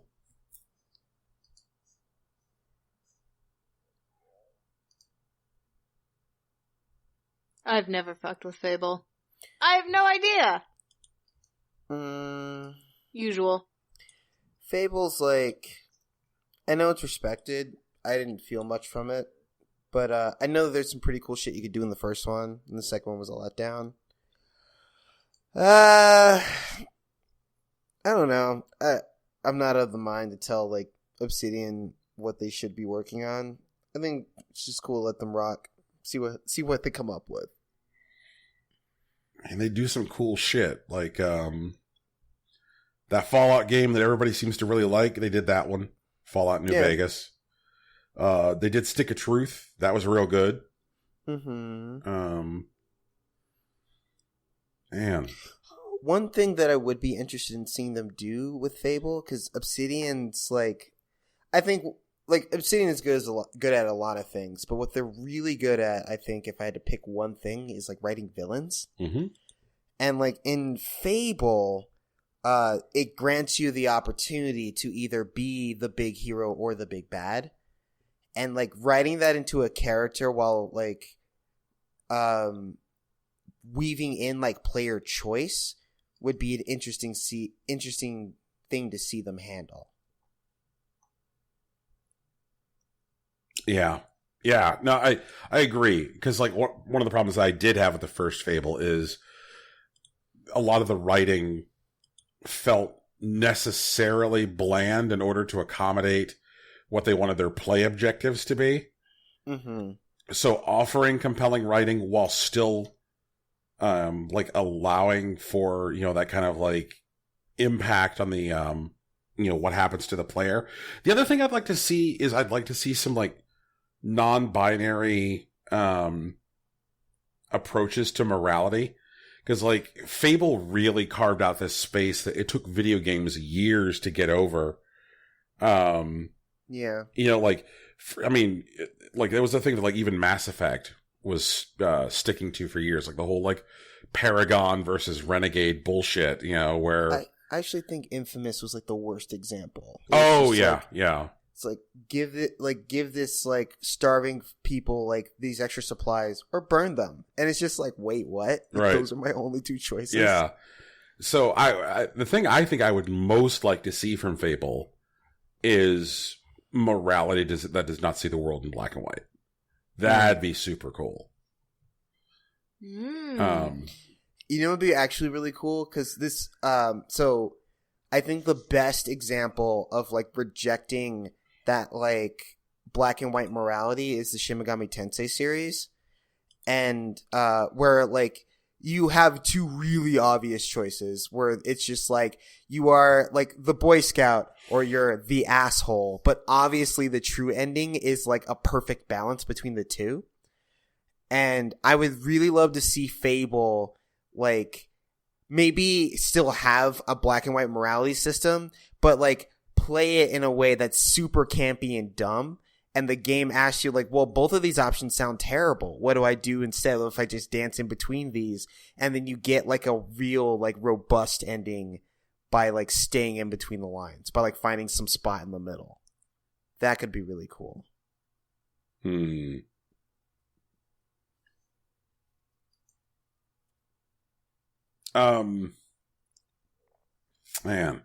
So I cannot wait to start seeing stuff coming out of these studio acquisitions that Microsoft has been doing.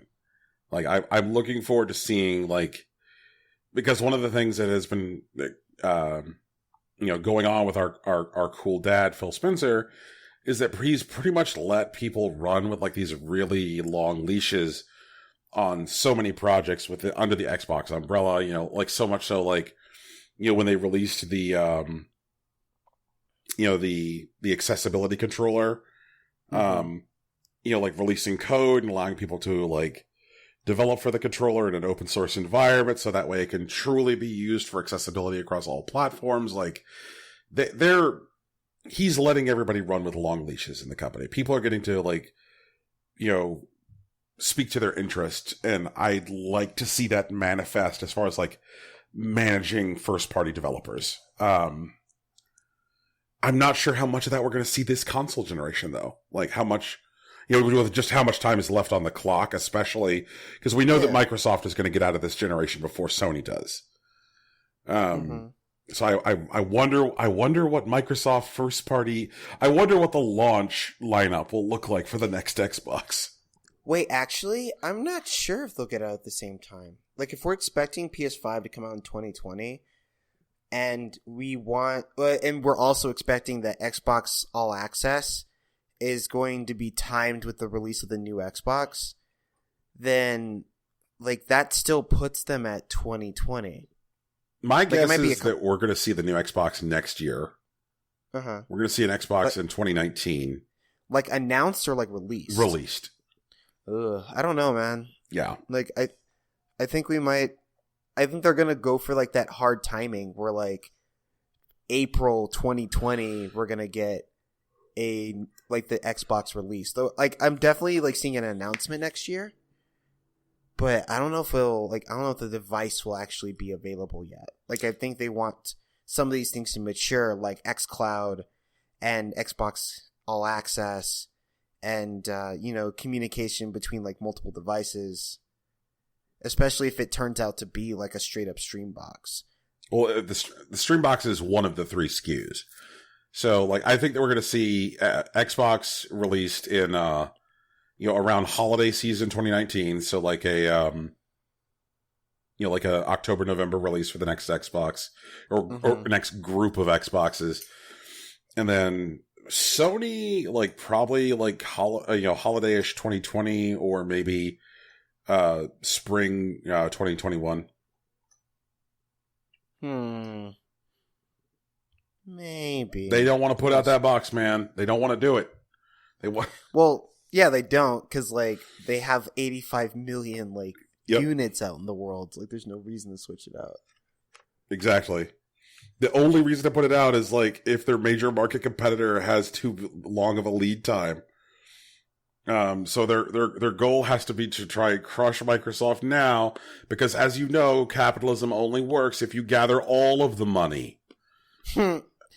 Well, okay, that's another thing. Like, I don't know about Scarlet, but I feel like, because I'm actually unconvinced that like they're not going to go full stream with their devices next console generation, because that's something they've wanted to do since the 360, and like they just got like huge blowback back then. Remember where they were saying that like your device needed to always be online for you to play games, and like they didn't swing there because of how like negatively it was received. But now that the tech is catching up, I think that that's something that they're willing to go wholesale on with this next generation. I don't think so yet, because there's stuff that Microsoft and Google just can't control, which is what internet infrastructure looks like in most of the civilized world. Okay. Like I get that. Yeah, they can't control data caps, and they also can't control legislation.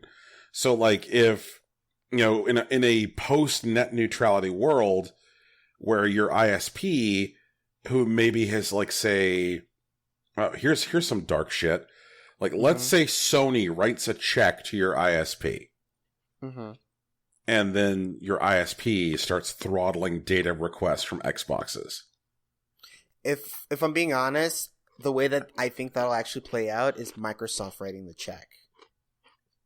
Okay. All right. So either way, but we're talking about an environment where a large company can manipulate people's access to the internet, which means that like if you're a third company, so like let's say we've got company A and company B, which are Microsoft and Sony, and either one of them is lobbying and potentially doing evil shit and writing checks. Mm-hmm. And then over here we have company C.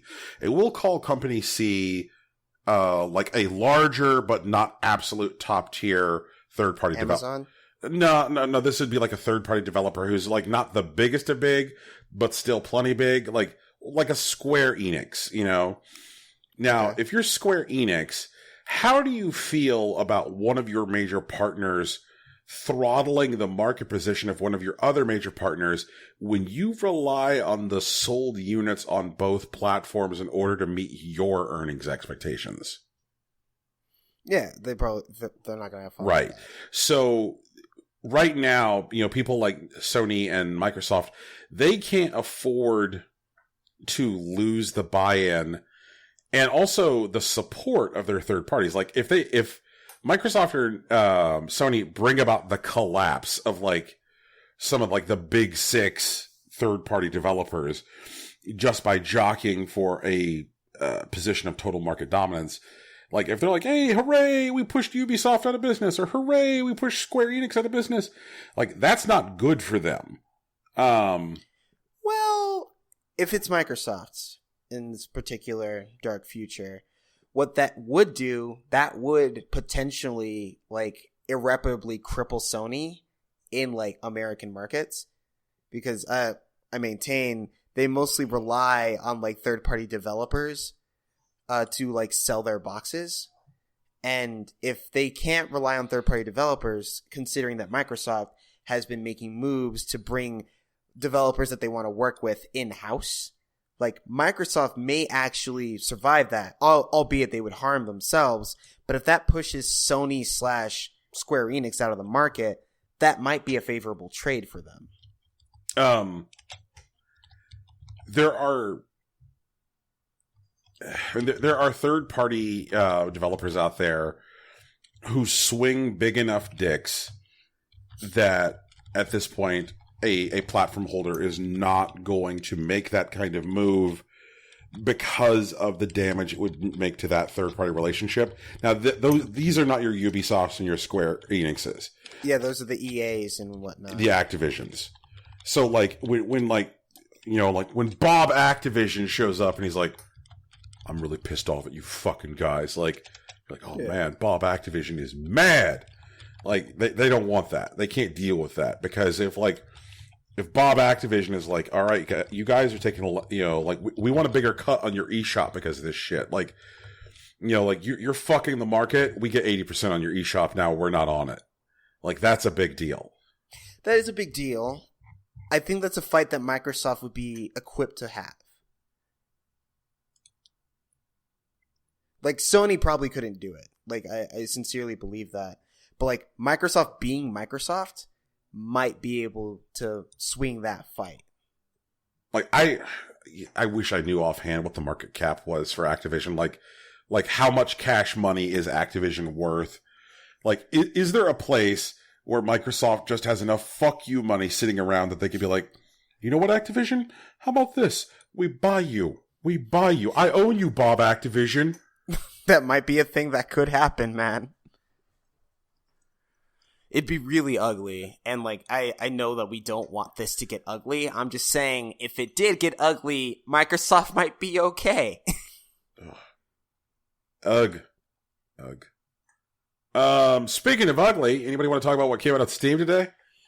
What came out on Steam today? Steam's getting better, man. They got rid of Big Dick. Look, Rocky, this world needs more than less big dick. Um, 67 games came out on Steam yesterday. Mm-hmm. So far today, there are 3 games that came out on Steam. Okay. First up is The Masked Mage. The Masked Mage is a Metroidvania game focusing on exploration, atmosphere, and a story about friendship, mystery, and, of course, magic. Okay. It's got some pixel art. I mean, I guess it's like the pixel art looks okay, I guess.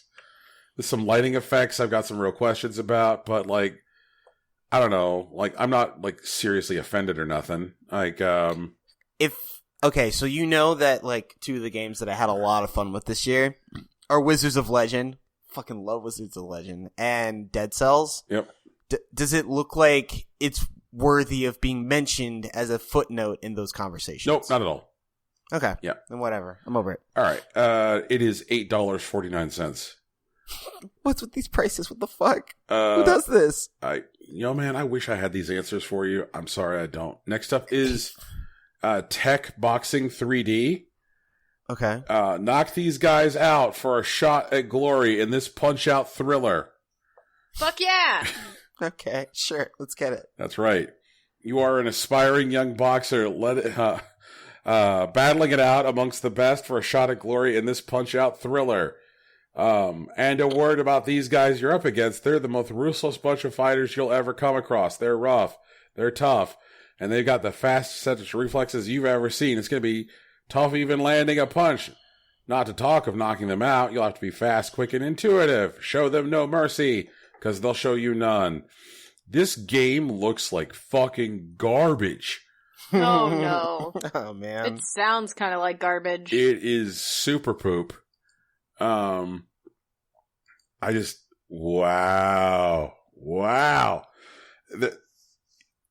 All right. You ever just look at a Steam trailer and go, is this a joke? Yep. Is this a joke? Yeah. Yeah. Is this a bit? Yeah, exactly. And then lastly today we have Accurate Segmentation 2. That title. Yep. Accurate Segmentation 2 is the second part of an interesting physical puzzle. Segment the geometric objects, play with physics, come up with different tactics of destruction and segmentation to pass the level. Use your wit and intellect. Features. Different levels. Interesting gameplay. Beautiful physics. Minimalistic graphics. Pleasant musical accompaniment. This looks like a game that would be prime for suspicious spec requirements. It's not. I think the real puzzle in Accurate Segmentation 2 is why is Accurate Segmentation 2. So, all right. Yeah, I don't know. I don't believe we have any mail this week. No mail this week. All right, Rocky, take us home. Okay. Hey guys, this has been our show. It's all right. There are others like it, but this one is ours. If you have any particular feelings about it, we'd appreciate if you gave us some feedback. You can find us on the social medias. Brian's on Facebook. I'm on Twitter. Tegan's on Tumblr. Or you could leave us reviews on iTunes, Google Play, and Stitcher. And as a special bonus, if you leave your review on iTunes, Brian will send you a special gift. He promises. I swear. Stickers in development. So we have music at the beginning and end of this podcast. It's made by our very good friend, Big Sach. You can find his work on soundcloud.com/NJ, or if you just want to talk to him, you can find him on Twitter at Hillary_Swank.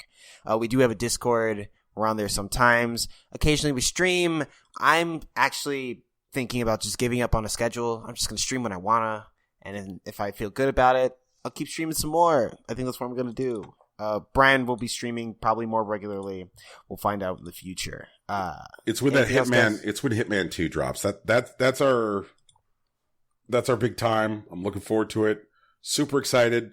There was some Hitman 2 news this week. Oh yeah, the ghost mode. Oh yeah, ghost mode. There was also some details that were dropped on the Columbia level, and much like Waluigi, I'm very hard. Wah. Yeah. No. No. No. No. So no, Brian, that reminds me, no. Brian, you should be Waluigi for like Halloween this year. I'm gonna be Sans from Undertale. Like You're gonna be Sans? I'm gonna be Sans. Oh, I want to see that. Like Sans is actually a cosplay I wanted to do for a while, but I had like ridiculous expectations. Like I wanted to like do it with gaster blasters, like the real ones, like the big like bone blasters he has behind him. And like I figure I can potentially do it with holograms, but there's a specific setup that I'm working on. But for now, I'm just gonna like get the hoodie and the bone suit and like the head, and I'll just wear that for Halloween. I'll work on the rest of it later. Is your head gonna light up? Like, is the eye gonna light up? See, that's the thing. Like, I'm not sure. Like, that would be the best thing. That would be the obvious, like, godlike strat.